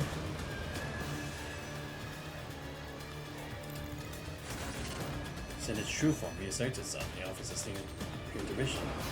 Yan Zhen is no more. There is only John Doe. The roar of rage, Minot charges toward the Ascendant. John's flying at maximum power. Some of virus programs and energy beams converge in a single furious assault. The Ascendant effortlessly neutralizes it. How do you also have Elysium security clearance? Wondering that, When we push it completely, the Ascendant transforms, from dissolving into a swirling data streams only to recoalesce as a perfect copy of Minot. This might be a nice form to play this game in. The Unwinged, isn't it? Then you can call me the pseudo-Unwinged. More rushing into the frame, but after a few brief exchanges, he's brutally driven back. You're merely a walking corpse. Your very existence is only possible because of my creation. Not only are you ungrateful, but you dare to raise a blade against your creator? Pathetic. Outside this world, you are nothing but a cold, lifeless body. Just cut the crap.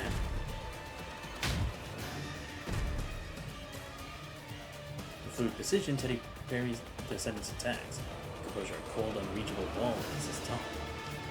And you, still curious about what's happening in Babylonia? I've lifted the information blackout. See for yourself. Instantly, Teddy registers the cacophony. A lot of alarm sirens and panic comms traffic. It's the reality of Babylonia's current state. Warning. Orbital height fluctuation. Warning. High concentration of punishing virus detected. Please proceed immediately to the nearest evacuation vessel. Warning. Babylonia's main propulsion engines have been knocked down. Damn, so it's a double attack? The punishing virus and that? Babylon screams the same truth. Babylonia's playing towards Earth again. Seriously, again. How is this possible? Alright, that frozen moment, the ascended rematerializes behind Teddy. With a single brutal thrust, his arm erupts from the chest.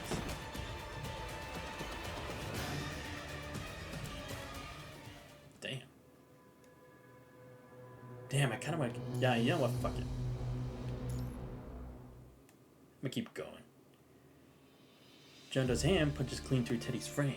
Out of fluid streams from the wound, but no lunges forward, driving their enemy back with a furious assault while Moore hauls Teddy to safety. How bad is it? Just frame damage. A quick patch would normally fix it. Oh, the punishing virus, alright? Let's keep you from doing anything. Teddy quickly understands the wound is anything but normal. Strange, invasive. My bad. Matter festers at the point of impact, seeping into your systems and spreading like a virus. Corruption proliferates exponentially, consuming your frame moment by moment.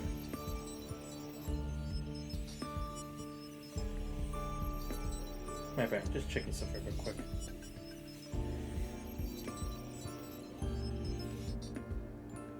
It's a complex virus program. In our current state, I can't heal it or stop it from spreading.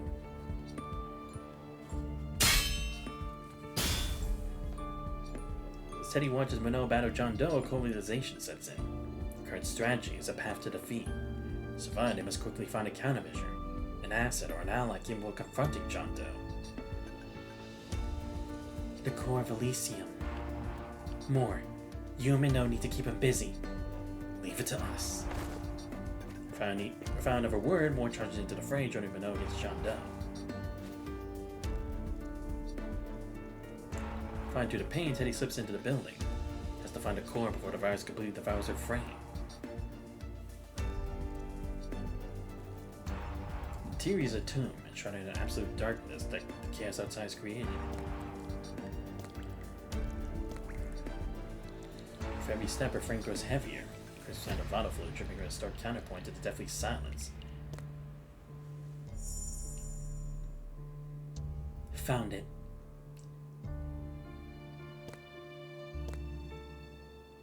Forward floats the core, deceptively small and simple, yet powerful enough to sustain an entire virtual metropolis. With computing power doesn't manage, it can rewrite the virus. Must be enough to turn the tide. Will reality truly bend to her wishes? Without hesitation, Teddy connects to the core. A flood of raw computing power surges into her frame as she feels the corrupted areas begin to repair themselves. The cold doubt seeps into her mind. What then? What comes after this? She returned with the repaired frame only to rejoin a hopeless war of attrition against John Doe? Did he achieve an absurd victory? Or Babylonia crashed down first? Even now the problem remains. She's still missing the true key to this crisis. Is there something else? Summon me. Something's wrong. The core contains immense computing power, yes, but it holds something more.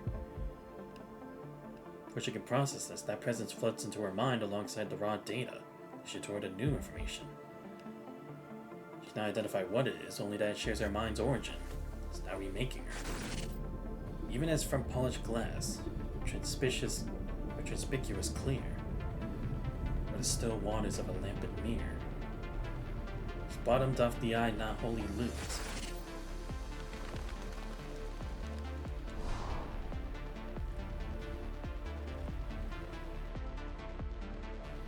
Consciousness drifts between contradictory extremes.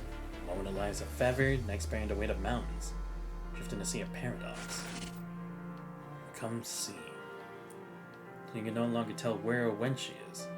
Awareness retreats to the purest concept of space, calmly accepts the transformation. All this is what it wants her to see. This is the heaven of the moon. Come down and see.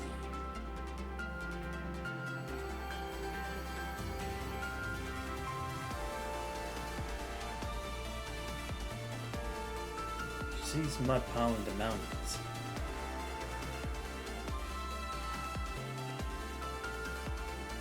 Droplets gather into oceans.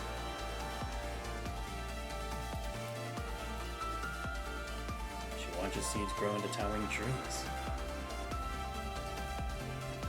And life gives rise to civilization. She witnesses every foundational line of code beneath Elysium. Watches her own frame splays open into a biological dissection, component laid bare. This is not the whole of what constitutes her, so it shows her more.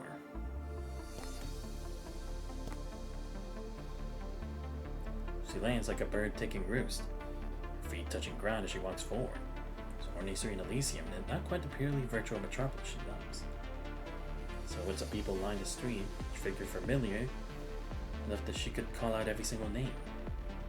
Approach each one of them and once again examine the connection between herself and them. Victoria, Leonardo. Just leave it to me. I won't let you get your hands dirty.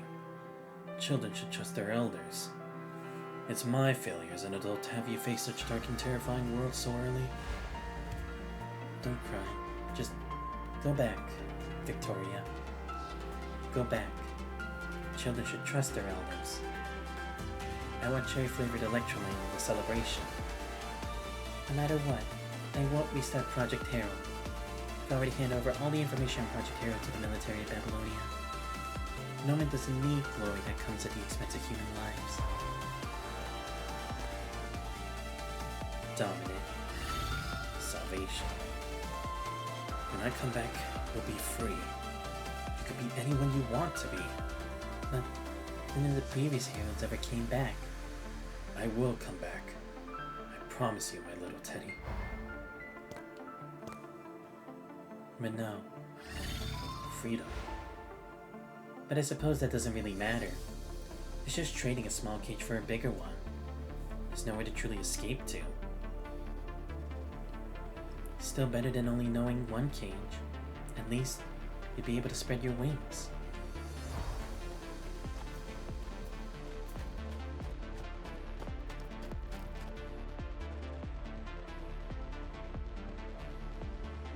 Now one of them tries to hold her back. They know she needs to move forward. She must continue onward. They remain as guardians for the many past selves of Christina, a silent honor guard for Teddy as she walks into the future.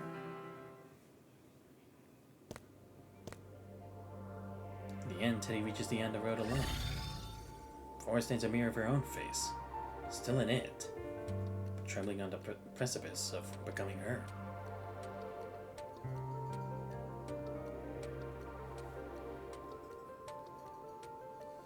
So this is what you wanted me to see. This is your power. This power was never mine. I'm only a vacancy, an identity waiting to be filled, and you're the one who stands at the threshold. What is the purpose of this vacancy? Foundation. What I've shown you is both foundation and falsehood. You must become truth. I too wish you can become truth. Become a Sephiroth. You've seen the path that led you here. Now the possibilities are in your hands.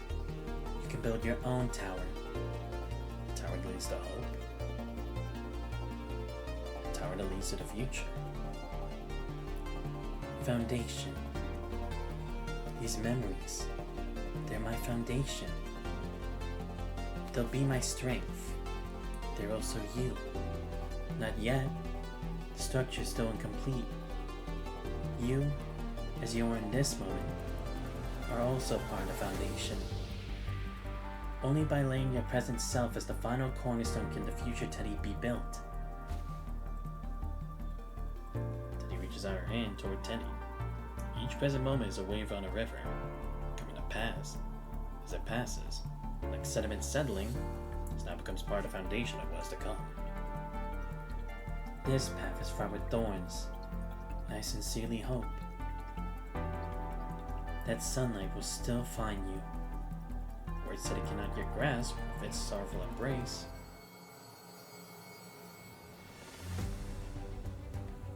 emerge. Consciousness flows toward the future, pouring it into its newest vessel. It's not a brand new Teddy. In this moment, everything becomes clear. The story ended before it began. What happened here was never a detective's tale. This is something far greater, more raw. A saga of conspiracy and revenge. Elysium is but an absurd dream. One does not wake from it by completing an event. One awakens in any unexpected moment. The world is half-finished film, recklessly edited. People and events are now wild horses broken free.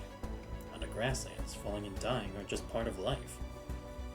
Teddy, you are an uninvited guest in this dream. Now you must charge forth. Now the deadlock can be broken.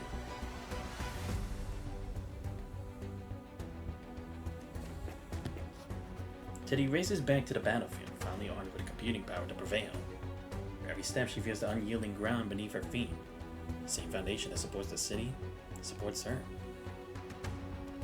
Now she'll wield these cornerstones to secure a future for all of humanity.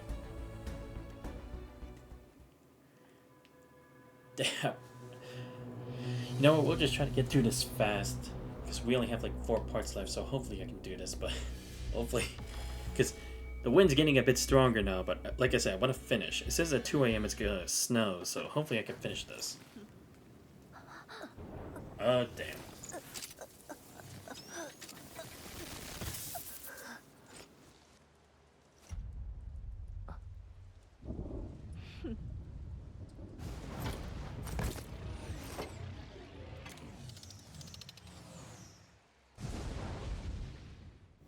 Alright, let's do this. Again, hopefully I can finish this.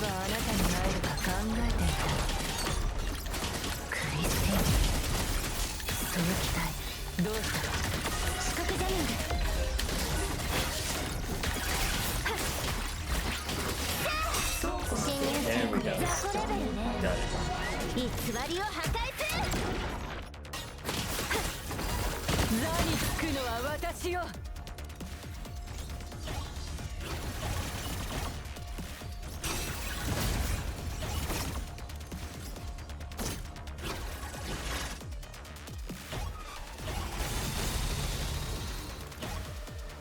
あなたには想像できないでしょうね。私が見た未来を。権限ダッシュ。ウイルスプログラムインストール。侵入成功。ワームウイルス雑魚レベルね。偽りを発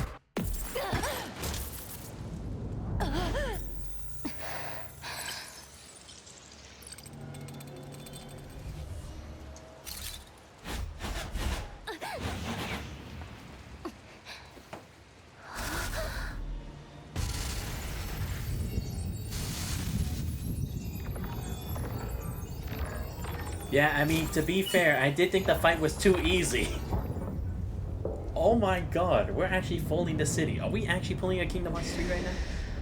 Oh shit, it's even crazier. Oh god. Oh shit, okay, yeah. Now this gets serious. Oh! Oh, okay, yeah, can't counter those. Here we go.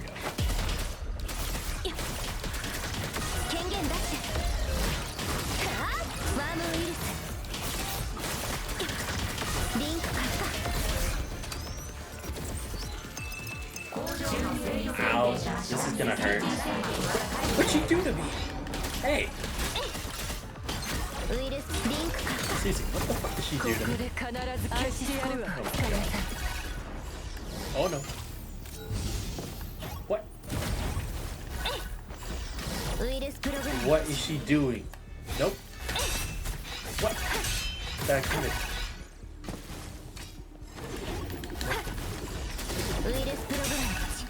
Nope.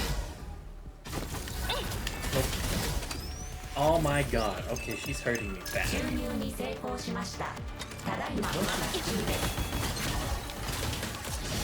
Zombie computer. Oh, this is gonna be hard.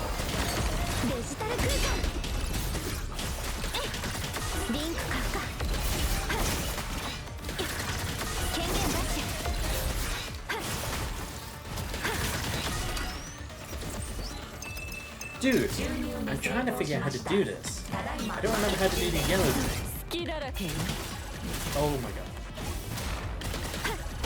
侵入性権限ダッシュデジタル空間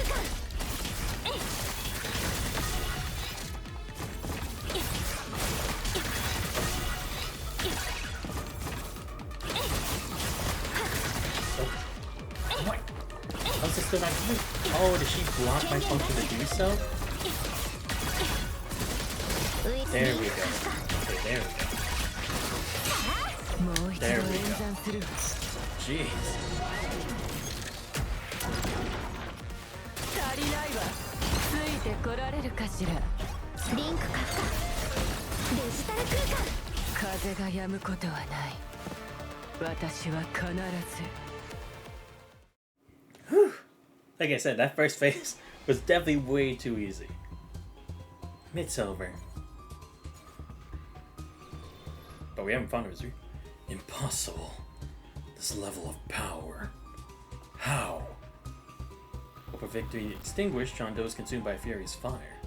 Primal terror grips him as he beholds Teddy's new frame. This is an impossibility. A flaw in his grand blueprint. Unless he missed a variable. Like that exception. A singular anomaly. It's really harnessed the sliver of its power, yet achieved so much already. Could the miracle she represents be proof that she's earned the right to become the exception? And why would it be impossible? Because it rejected you? Wait, what? Rejected? Teddy says he ascended with fresh eyes. Wasn't that he wouldn't absorb the power? He simply couldn't. How did you uncover its secret? Oh, so she has, like, truly ascended. Right, because Lady Chu is also kind of another example of, like, an ascendant, but not the same kind as, like, that we know, like, Luna and them, right? So you're telling me Teddy's learned how to do that? Why would it acknowledge you? Because I have something you never had, and never will. Falsehood can never triumph over truth. Truth? What is truth? What could you possibly know about me? Eyes left him, but now it's defiance. Power is the only truth. No matter the cost. Why are you people always the special ones? Why do you get to have everything? Flashes out at Teddy, but the gesture is feeble. Last spark of a dying fire. You've actually become a potential solution. A statistical probability, if not a certainty. Tell me, have you truly reached the throne? Or are you just a convincing imitation? No comment. Sanctimonious hypocrite. It doesn't matter. Till the very end, everyone is just guessing about destiny. Perhaps when all is revealed, you will be exposed as a fragile counterfeit. You will become the very falsehood you scorn. There's plenty of time. I'll be waiting for that day. The wind does not falter. I shall return. His final threat hanging in the air, he sent it towards the fleet. Just no attachment. Having a final glance toward Minnow. His form gradually unravels into nothingness. We can finally take a breath. No, this is far from over. Babylonia is still falling. Even now it's not stopping. Severely wounded, Minnow remains standing before Teddy, silent. Get hit by the drone beat no more. Ah, god damn it. Of course I wouldn't complete that. I'm not surprised. Gravity. Okay, hopefully I can try to speed through this quickly. He's dead. President Hassan's status. I'm patching him up, but he's still out cold. Oh, so it was when Crow was running away. I see. Oh, right, because he was probably going to go after, Yan Zhen. So he probably knew where he was going. Damn it! Don't tell me it's internal bleeding! Dr. bursts open his medic station at Command Central, rushing beyond. Where's the patient? What's his condition? Over here. External wounds are handled. Good work. Thank you. I'll take over from... Wait. Hand blocks the medic's movements. His touch icy. Then she knows the chill in his tone. All of her actions will be conducted under the watch of the purifying force. The situation is exceptional. I trust you understand. Yeah, true, because, again, it's like, you can't say this is a medic brought by someone else to kind of, like, make it like, oh, Hassan couldn't be healed or like operated on, right? Or like it failed. Hey, come on! Those words offer an apology. His attitude is rigid and imperious, leaving no room for argument. What are you implying? That I will hurt the president? As I said, the situation is exceptional. Must be cautious. I mean, fair. Honestly, I kind of had to agree with Azarius because, yeah, you know how many times Corino is trying to take an opportunity when we're not looking to do stuff? Who's to say they wouldn't do the same thing to get rid of President Hassan once and for all? Especially considering how many projects we've foiled from them. I'm eliminating all potential threats. Two of our purifying force members silently their position. Listen, you heartless bastard. Do what you have to, but let the medic examine President Hassan now. You heard him. Right. Thanks for wasting precious time. Medic quickly moves forward to examine Hassan. It's a ruptured spleen. Hemorrhagic shock. I can't treat this here. Need to get him to the Star of Life now. She used a collapsible stretcher from her kit, folds in, lays it beside her. Wait, you can have that? Give me a hand. Or does she roll one in? Saris and Crow step forward, carefully transfer Hassan to the stretcher and secure him in place. When we move him, make sure to keep... Oh shit, right. But this is when that would be happening. Followed immediately by a violent tremor. Medic stumbles, but Crow is there in an instant. Coffee cup crashed to the floor, his contents splashing in the brown stain across the tiles. Nearby Yaj's wheelchair lies atop him, his corpse slumped beside it like a discarded doll. No one spares him a glance anymore. What the hell is this? Even more definitely alarm erupts. Warning, orbital height fluctuation minus 325 meters. Warning, high concentration of punishing virus detected. Babylonia's falling? You gotta be kidding me! Help. A fleeting moment, perhaps shaken by the violent tremor, his consciousness flickers back to life. President! Help me contact Xanthos. Go find Teddy. Everything depends on it. Words hanging in the air as Hassan found succumbing to exhaustion, supplanting the unconsciousness. Let's get the president to the Star of Life first. We'll contact the Grave commanded en route. Just then Hassan's terminal buzzes. Crow picks up the terminal and answers the call. Crow? It is Saurius. Where's Hassan? Oh, Hassan was shot by Yan Zhen? It's at Command Central? Of all times! Xanthos. Teddy. Fang pulls on Nicholas' forehead, betraying his fury. He probably knows, right? Like, the project. Just he wrestles an emotion down and he says the tension for his body. He's like, damn it, why didn't I show up for work this time? Saurius. Get President Hassan to the Star of Life. Your primary objective is to protect the President's life. Move out. Now. Right, because most of the Purifying Force can't be trusted. Like Bianca and them. I mean, we did have that one exception, but that's beside the point. And by the way, I do remember it was like Nox's chapter. The one where that woman from the Norman family had left. Roger that. As Purifying Force members swiftly evacuate with Hassan on a stretcher, Nicholas strides briskly into another vehicle. Back to Command Central. Nicholas' expression is characteristically calm. Perfect mask of composure during the private transport from the residential district to Command Central. I mean, he kind of has to, right? Because if he's looking, not only like to keep up the image for positivity, but also like people would think, oh, he doesn't have the situation under control. Now's our chance. His fingers, strumming a silent rhythm against his arm, betrayed a concern he refused to show. For a habit that signals deep thought. He understands the gravity of the situation perfectly, yet can't afford to hit an alarm. Babylonian needs a steady hand at the helm. Mentally, he runs through every possible scenario from best case to worst, calculating survival rates against potential sacrifice with clinical precision. Then distinctive charm of Asimov's private channel cuts through the blaring alarms. A surprisingly welcome sound. How's everything looking? We've yet to determine the punishing virus's point of entry, but Gestalt was clearly the primary target. Gestalt initiated its defense protocols in time and has completed a full shutdown, containing the contamination. I severed all power connections. The threat from that vector is neutralized for now. Right, but we're still falling. That's the thing. But yeah, I see. They tried to attack with a contaminated program from the quantum supercomputer of Project Elysium. However, Babylonia has already begun its descent. The situation remains critical. With Gestalt offline, we have to shut down the engines manually. Any attempt to force activate the computing facilities would risk renewed contamination. Oh, right, because now this goes back to why Hassan needed those quantum supercomputers without AI, right? So then they can use that for Gestalt. And probably also because if there was an AI that was to kind of collide with Gestalt, it would kind of change what it can do and its capabilities, and it wouldn't make it the Gestalt we know anymore. Maybe. You told me that Karenina was already en route to the break room to handle the shutdown. That's the problem.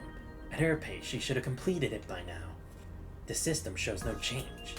Something's impeding her progress, and we're rapidly running out of time. I'll deploy all available task force units for backup immediately. I'll work on isolating the punishing virus to bring Gestalt back online. Without its system, regaining control of Babylonia would be nearly impossible. What are our chances of success? Minimal. But we have no other choice. Then track Teddy's signal on the surface and transmit the coordinates to Xanthos. Monitor the exact moment Babylonia reaches Earth's gravitational capture threshold. Keep me updated in real time. I need to coordinate the full evacuation. Understood. Nicholas mines a whirlwind of data streams and mission directives all the way to Command Central. He's so consumed that his physical arrival at the office barely registers. Command Central, however, reacts instantly to his presence with a collective audible sigh of relief. Commander, all task force units near the main engine control room have received their orders. That's not enough. Patch me through all military personnel. All of them? All of them. In a single moment, Nicola's transmission cuts through everything, reaching every soldier across Babylonia, regardless of branch, task force, engineering, support, or purifying force. Shit! Engine output's still dropping! Did you run the diagnostics on section C7? Could it be that the... That's coming from command. This is Nikola. Babylonia is projected to reach Earth's gravitational capture point in 3 hours and 27 minutes. Evacuation vessels are located on both sides of each level. You may proceed to these vessels for protection, or you can remain at your post and assist Babylonia. Task force units will immediately coordinate emergency repairs across all departments. If you choose to stay, remain at your current position. They'll assign you duties accordingly. We stand with you. Babylonia stands with you. Broadcast is brutally short, devoid of any pleasantries. Classic Nikola. Huh. You actually have evacuation vessels? How come I never knew? A place this big would obviously have contingencies. Hey, would you go into one? What's the point? I'm staying right here. What about you? Sector C7 inspection complete. No anomalies. Proceeding to C8. Same result echoes through nearly every sector of Babylonia. Countless sparks are rushing to the front lines. Nico switches to a private communication channel. That is the situation, Santos. Got it. From inside the transport returning from Conservation Area 368, a human voice answers, sharp and unwavering. Asimov has sent Teddy's coordinates to your terminal. I believe the quantum supercomputer is the key to this crisis. It might be able to serve as our contingency plan if Gestalt cannot be rebooted. Go and find Teddy. Counting on you to handle things from there. Understood? One more thing. Another mission? Not a mission, an order. If the worst should happen, you're forbidden from returning to Babylonia. Commander Nikola, this is an order. Your only duty is to obey it. Nothing else matters. For humanity to endure, we must preserve whatever spark of civilization remains. Yes, Commander. Commander has no time to ponder, offering only a fleeting glance at communication. Good. Now go. Forge a path for humanity's hope. I mean, makes sense, right? Because, again, it's like, the Commandant's another hope for the world. They just keep coming. He dispatches never waver helpless corrupted form, distortion bleeding to his voice. Any one of these low-level enemies is trivial to him or Lucia. They're being overwhelmed by sheer numbers. The progress completely halted as they are trapped in a grilling stalemate. Lead. Find an opening and break through. I'll cover the rear. At least one of us needs to get through to provide backup. That's not gonna work. I've already tried. By reinforcing their line faster, we can advance. I'm trapped in the inner ring, so the breakthrough is unfeasible. Soul's still offline and Babyloni's in deep chaos. The engine control room is likely a disaster zone. They're the only ones close enough to provide backup. And they're pinned down by monsters at the very entrance. Can't go for backup. No one else would make it in time. Have to break through and they have to do it now. Hey, out of the way!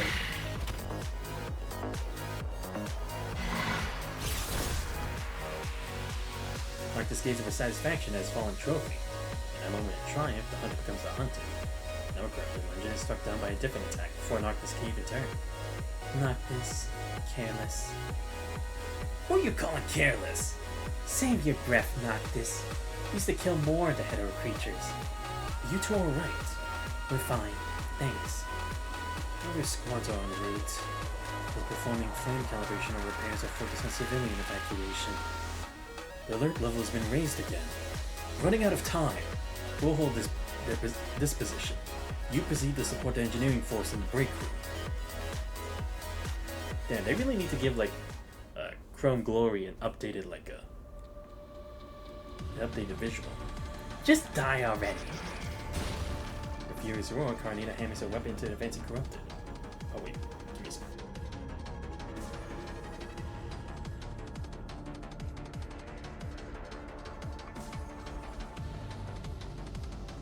Sorry, something was flashing outside, I couldn't see. Now locked in combat, she's trapped, unable to break away and complete her mission. What the fuck? Get away from that, you piece of trash! Carnita spins on her heel, her fist connecting with the corrupted behind her in a crushing blow.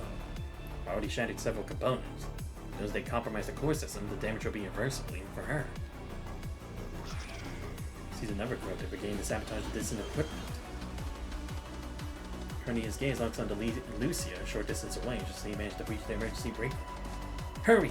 Take down that piece of junk next to you before it wrecks the equipment! Coming to assist you. Don't! Get to the engines on the left and shut them down first. They're more important than I am right now. Quick! Babylonia's already in a nosedive. You see Lee share a single glance of understanding before splitting up to silence the remaining engines. Her concerns momentarily alleviated, Carnita unleashes in full power, but we're in the structure against the corrupted. We're almost at critical altitude. Hurry! To find a corrupted dispatch, Carnita rushed to aid the engine shutdown. It's a race against time, but their combined efforts prevail. The even violent descent has been stopped, pulling Eden back from the brink, granting them a temporary lifeline. Yet a deeper dread persists. The underlying threat remains unchecked. Babylonia is still a bullet aimed at Earth. Carried by its own inertia, a single moment of lowered guard could still mean catastrophe. What's next? We need to manually redirect the engine thrusters. We can't leave Babylonia dead in the water.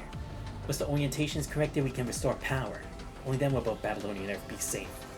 We're short on manpower here. I'll get more help. Fine, go. Just hope nothing else goes wrong. He's kneeling at the break room entrance where the hetero creature lunges at him. No time to determine his origin. Oh yeah, because how would a hetero creature be here? It's one thing if it's a corrupted, but... Damn it, this is endless. We keep fighting. Roger that. Hey, can any of you reach Teddy? Esma said we'll need her to restart the engines later. As soon as the words left her mouth, the Carnita spins around, delivering another devastating blow. When the hell would these damn things stop coming? Okay, good, we're almost done. Awesome. Try to speed this through a bit more. Damn it, Teddy, pick up already! Terminal continues its unanswered ringing. Task Force reinforcements that help them eliminate all the corrupted and hetero creatures. Operations proceeding as planned, all except for... All Stark members have completed reconnaissance. No hidden hostiles detected. All the trash has been taken out. Now the only thing left is... Shriek of a different alert cuts through the quiet.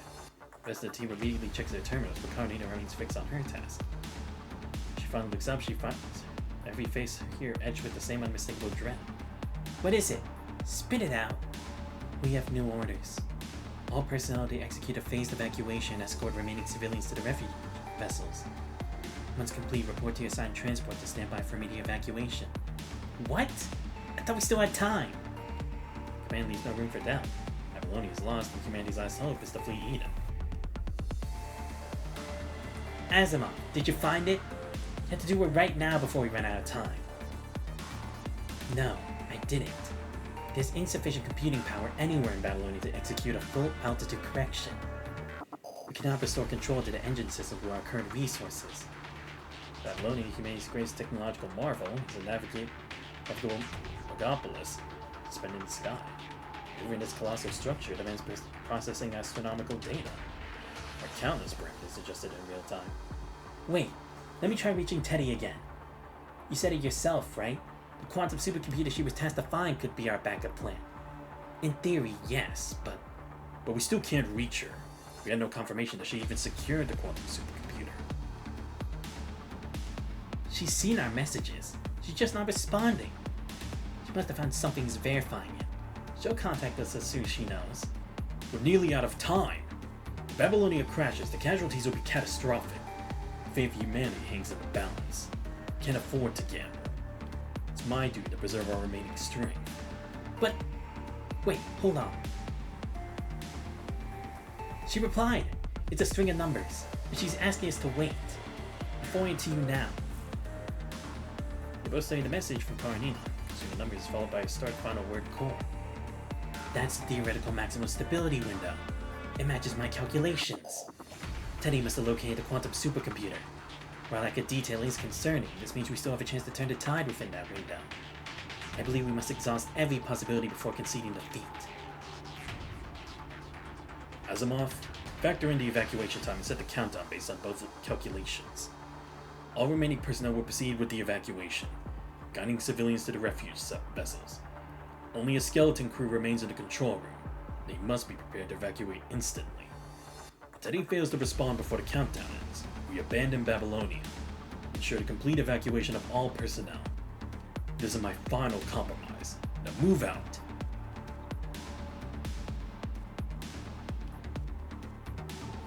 You guys continue the mission. I'll find Asimov and keep tabs on communications. Teddy, what exactly are you hesitating about?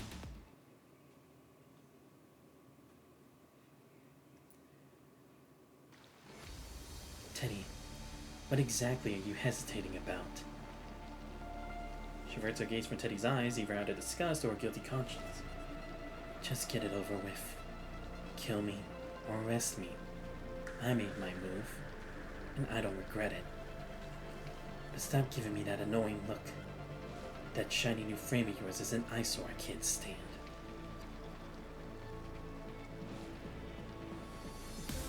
No despises Teddy's new frame, even though it was their salvation. She loathes this new and familiar form that holds no place in their shared memories. She resents the life Teddy's built beyond their past, the life from which she was exiled. It's better that Teddy moved on to embrace the truth, sheer and preserve falsehood trapped forever. His fury is a mask for a true torment, the serious self-loathing of being able to move forward. Yeah, because I was gonna say, it's kind of more just about, like, why didn't she push forward? Teddy pushed forward against all of the Norman mining corps and tried to find possibilities. Minot just kind of stayed with the same old.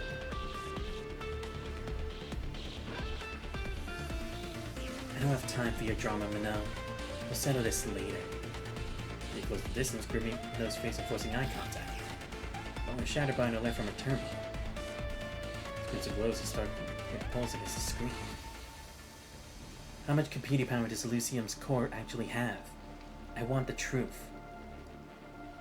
Would you even believe me? Or are you just that desperate? Lying won't help you. You care if Elysium survives, and I'm already connected to its core. You can't stop me. I know. You guessed right. Computing power is enough to solve Babylonia's crisis. But the core is Elysium's foundation. Use the prop up of another structure, and this whole world collapses. A digital world without processing power is no different from being deleted. Yes, Elysium was always virtual. But don't forget, thousands of real people call this place home. So you're making me choose which one to abandon. It's about which one to save. The virtual and the real can't coexist. You can only pick one. You completely sacrifice the other. So, are you going to abandon Elysium?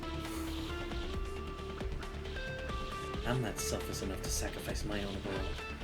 Babylonia means nothing to me. I suspect you'll choose your world too. If you're gonna do it, you have to go through me. A few seconds of silence stretch from Teddy before she launches into a torrent of calculations. Surge in her connection to Elysium's core as a palpable pressure hits Minot's senses. Preliminary calculations complete, Teddy forms a plan. You're wrong, Minot.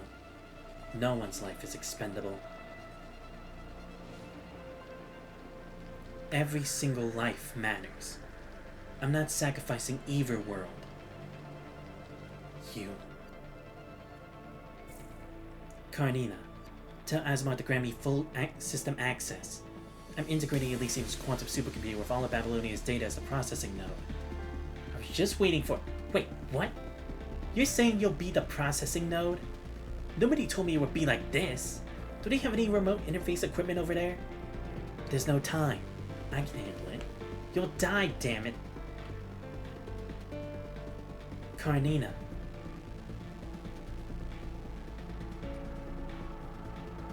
Babylonian systems respond immediately, granting Teddy full administrative access. Time's already run critically short. Sure to safety, all personnel except the combat-ready task force and engineering force are already evacuated. Refuge vessels ready to leave the plummeting Babylonia behind for the final deadline. Everything depends on this. Asimov studies the diagnostic readouts, watching Babylonia's modules gradually reorient under program correction. Each module A3 online, C6, D8, D3 output reduced by 30%. Data is a river flowing through his mind. Single red code flashes. An anomaly the system dismisses as a transient error. The program corrects itself almost immediately. The glitch was enough. Asimov's focus is already locked onto a more critical issue. The processing time. It's too slow. It's not enough. The computing power is insufficient. At this rate, we'll never stop Babylonia's fall before it reaches the gravitational capture threshold.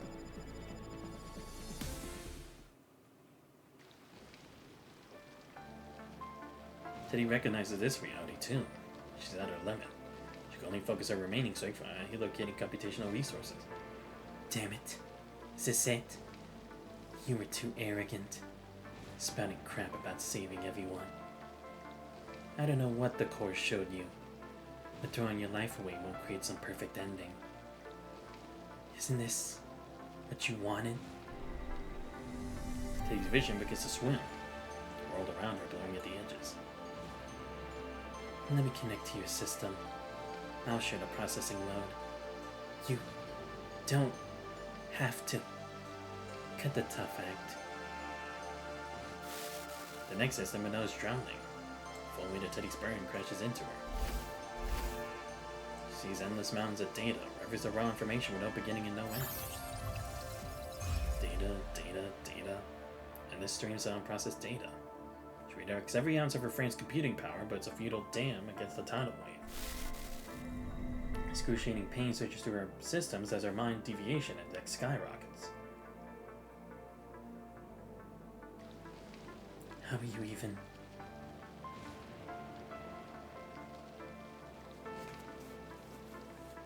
Darkness creeps into the edges of Teddy's vision.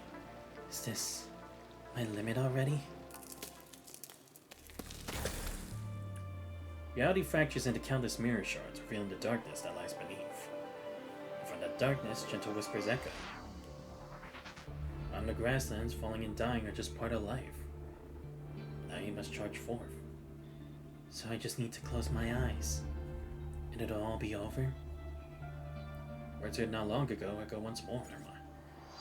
This path is fraught with thorns, and I sincerely hope that sunlight will still find you. Sunlight. Even a cold in the void triggers an instinctive, desperate need for sunlight. Taken to the abyss like a drowning soul, Teddy reaches out. Then she feels the warm sunlight. Mind beacon? But whose? Teddy! He's that person. She hears the familiar voice reaching out to her. As reliable as ever. Take my hand. Conscious returns, and with it, Teddy's rational mind. Computing power. My frame doesn't have enough computing power. I need more. Would we get others to join the connection? We'll need an enormous number of people for that. Establish communication with Asimov. Asimov, use my mind beacon as an anchor point. Work with Teddy to send connection requests to every construct in Babylonia. That's reckless. We're out of time. Fine. Dies cast. There's no turning back. Let's gather enough computing power to prevent Babylonia's fall. There's a network input programs flash onto every construct's terminal.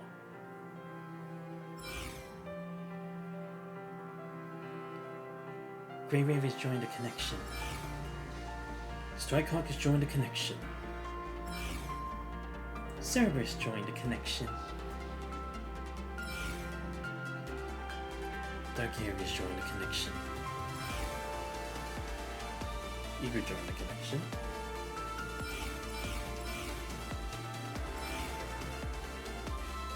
All Engineering Force members have joined the connection. Purifying Force joined the connection. We're getting additional computing power inputs. Beyond the task force commanders who just received a notice, there are also Good watches. Rev Cod as messages flash across the terminal screen. Silent Testament unfolds. Andy's forging a united front. Babylonia will not face the coming catastrophe alone. Watanabe of Oasis has agreed to provide assistance and join the connection. Sophia, Chongyu, and Scorpio of Actilec have agreed to provide assistance and join the connection. Rosetta and Diana of the ARU have agreed to provide assistance and join the connection.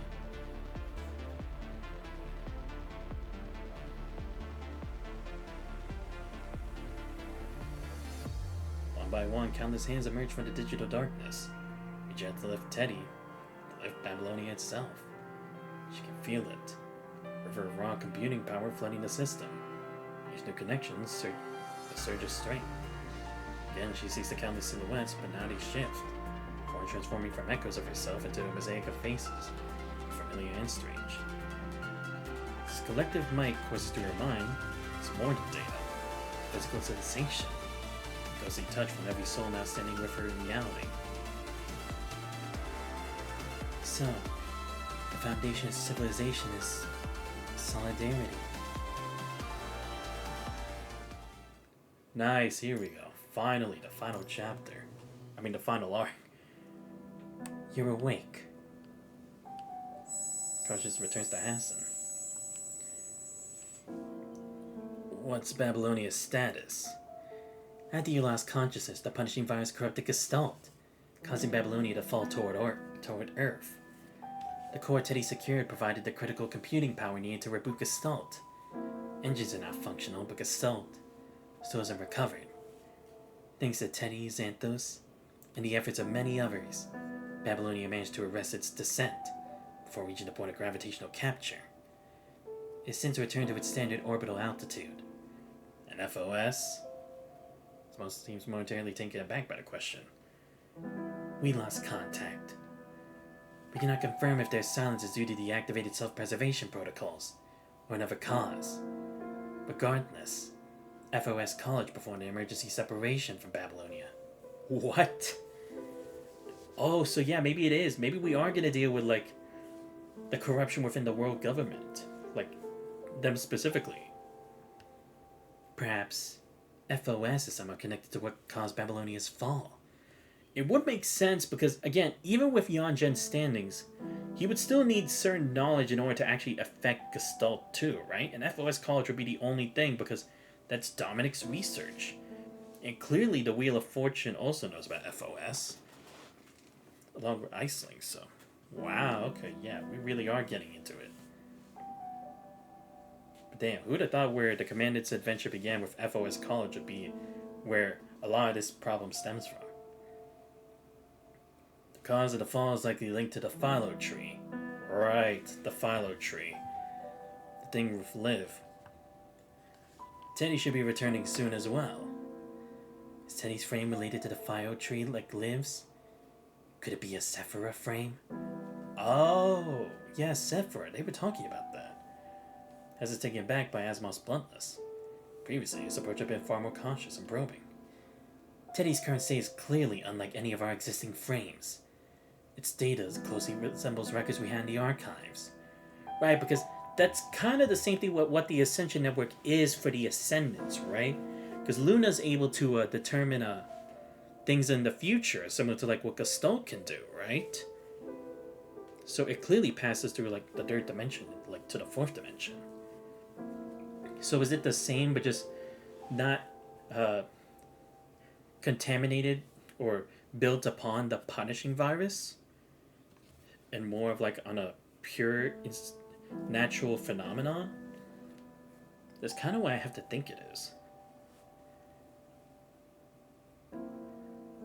You still want to ask about the phylogeny of Osea, don't you? What I can tell you is that Teddy should be a Cyphera frame, but the situation differs from Liv's. Oh, so it is. I get a new form of ascension. There's no point in keeping the secret anymore. These frames have emerged regardless. Hasn't always maintained silence with Asbon, but today he seems to be opening up. Seeing his opportunity, Asbon decides to press his advantage and test his other theories. Right, because also we're trying to learn about this too, like the Commandant, so if both of us are on the same track regarding the Philo tree, we could try to better plan ahead for future stuff. So the Philo tree of Osea actually consists of two separate schemes. Are they direct opposites? Asimov. After all, everything needs a backup plan. Let's call it a day. We both have plenty of other matters to attend to. Clearly that's his way of saying yes, but he can't explain more. You completely sure about coming back to Babylonia with me? As back at Aline, reached the exit point of Elysium. It was on the threshold between the virtual world and reality. Yes, I'm ready to face whatever comes next. But every judgment awaits me, I'll accept it. That's what he taught me, after all. Aline doesn't face Teddy as she speaks. Her gaze instead drawn to the shimmering outline of Elysium.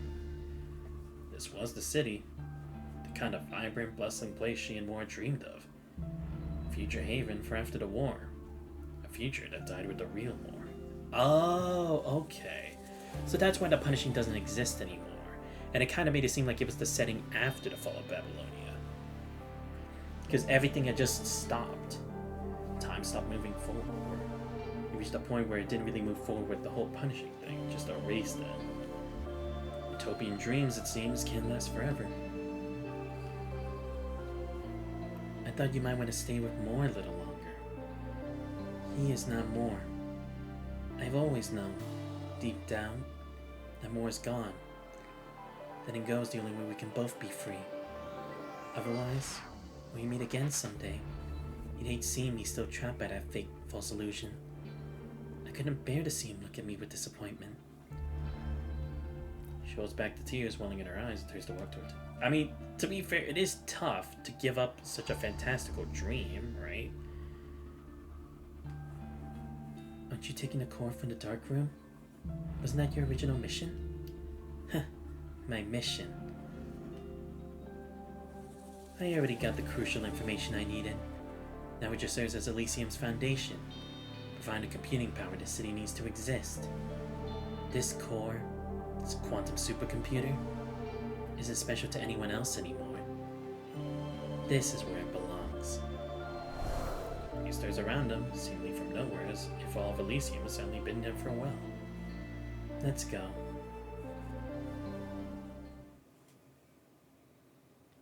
So all we know is it still has more of a connection with the Philo tree, but nothing else. Oh right, yeah, because they're not really Forsaken anymore, it's Oasis. Boss, observations confirm Babylonia's return to its original orbital altitude. Okay. Anabe allows himself a quiet breath of relief. 2 disasters were avoided. Babylonia didn't plummet into the atmosphere, and the 7,295 unguided missiles were never launched. Fortunate outcome for both sides. There's more to this incident than we see. We should be more concerned about the common enemy that may be lurking behind it. I wonder if Watanabe has a hint as to who it is too, because I mean, he should know a bit, considering he lived both in the Golden Age and through the initial stages of the Punishing. A descent crisis with no clear cause. Jamalala was against deep in thought. It seems a new power set its sight on Babylonia. Risk and reward are always intertwined. I suspect this is only the beginning of the troubles. But Actelic has never shied away from risk, and we specialize in seizing opportunity from chaos. Yeah, it's like everyone now knows, because if they were able to do that, they are a new threat. Commander, you didn't have to come down here with us. You could just leave it to us. This time I'm escorting Xanthos back personally. Besides, it's been years since I last stood on the surface. Seemed a good opportunity. Yeah, actually, now that I think about it, he's like, I'm not letting him get captured again, okay? Like, he's already been missing, thrown off a plane, blown up, or disappeared, or taken, or kidnapped. Too many times. I'm not going through this shit again, okay? Especially if Colonel tries to do it, at least they'll know they can't get me.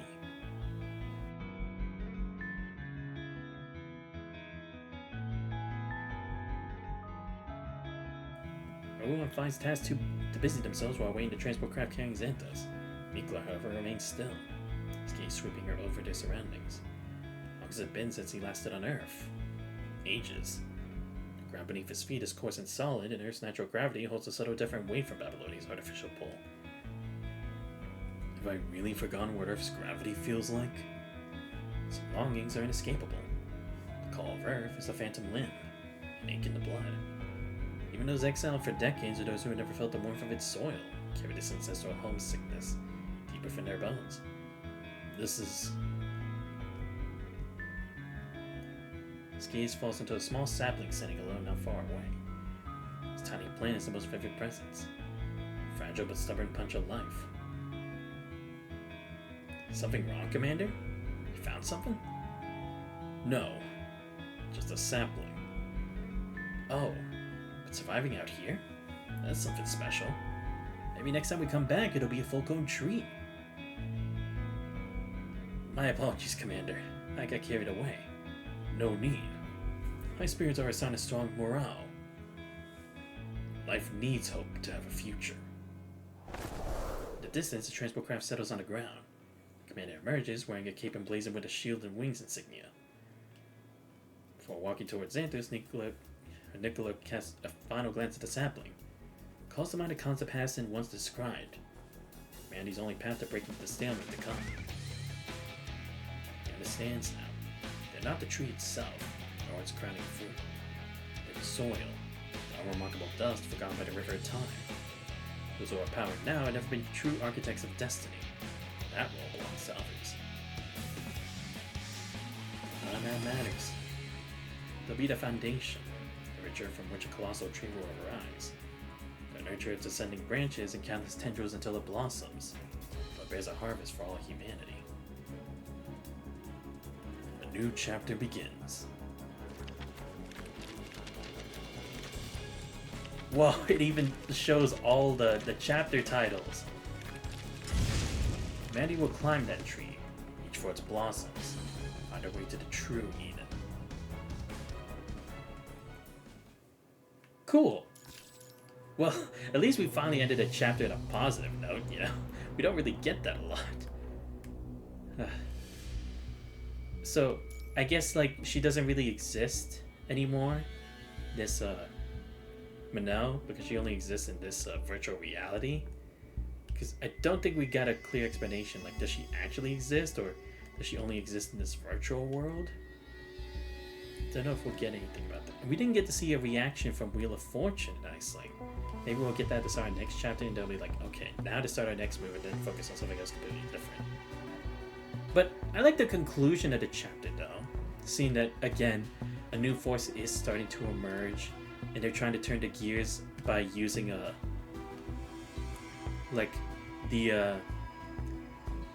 the world government's own projects against them, right? Because that's kind of what it's setting up for. Because what was it? In the previous chapter, the whatever mining company that was that tried to work with Kurino and another group, or a different group, I don't know. And the one that had to do with Melano, they all tried to misuse mine technology, which was kind of like inspected more at FOS College to their advantage, which then brought forth Aisling, or kind of like sped up her evolution. And now it's like this as well, where it's another project, but Project Connection from Beyond Gen. So it's like they really are trying to turn Babylonia's old projects into ways to like mess with them. But again, what's their aim? Because I doubt it's something as simple as just destroy Babylonia. That's what Beyond Gen wanted, but clearly they were probably trying to get something else out of it. Maybe full access to Gestalt, maybe to the remaining functions, or maybe to actually reach Dominic's invitation, maybe. Who knows? Or, again, to the Philo tree, but we don't even have anything to reach it. But no, actually, I guess it's that information for the technology that we can use to reach the Philo tree by creating Zephyra frames, right? So maybe that's it. Maybe they want that tech, and now it's within Gestalt from when we made the Limpidity and the new frame for Teddy. But still, I like that this time around it actually ended on a positive note. And not just like, oh, now I'm back in more trouble again. Because we do kind of do that a lot.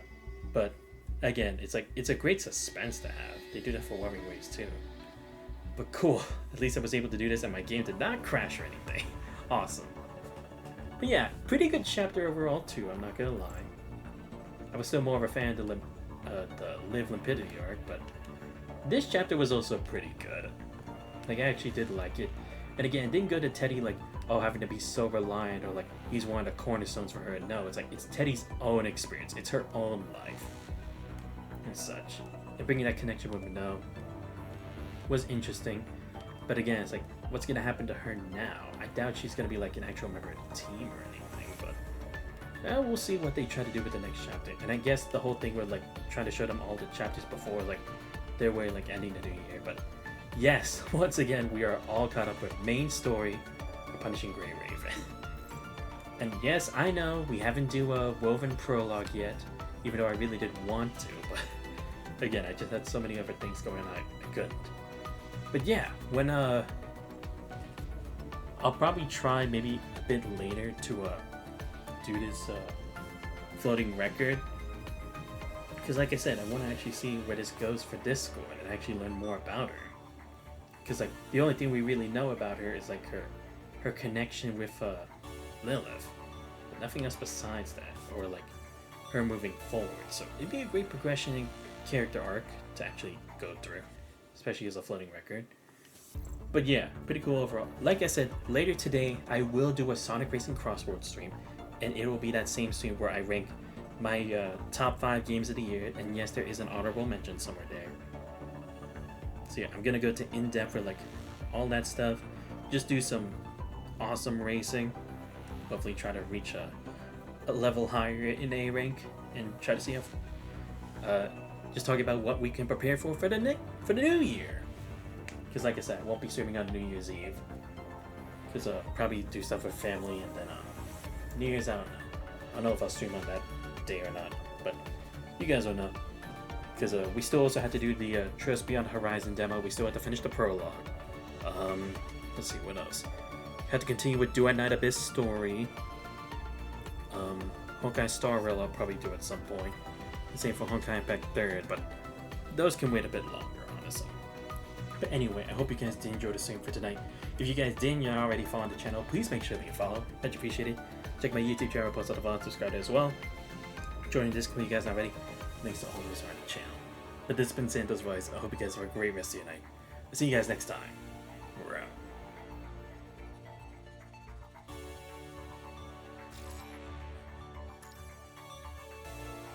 Kago no naka no tori. 今の私はまだ飛べない鳥かもしれないけど、もういいのよ。もっと大切なものを見つけたから。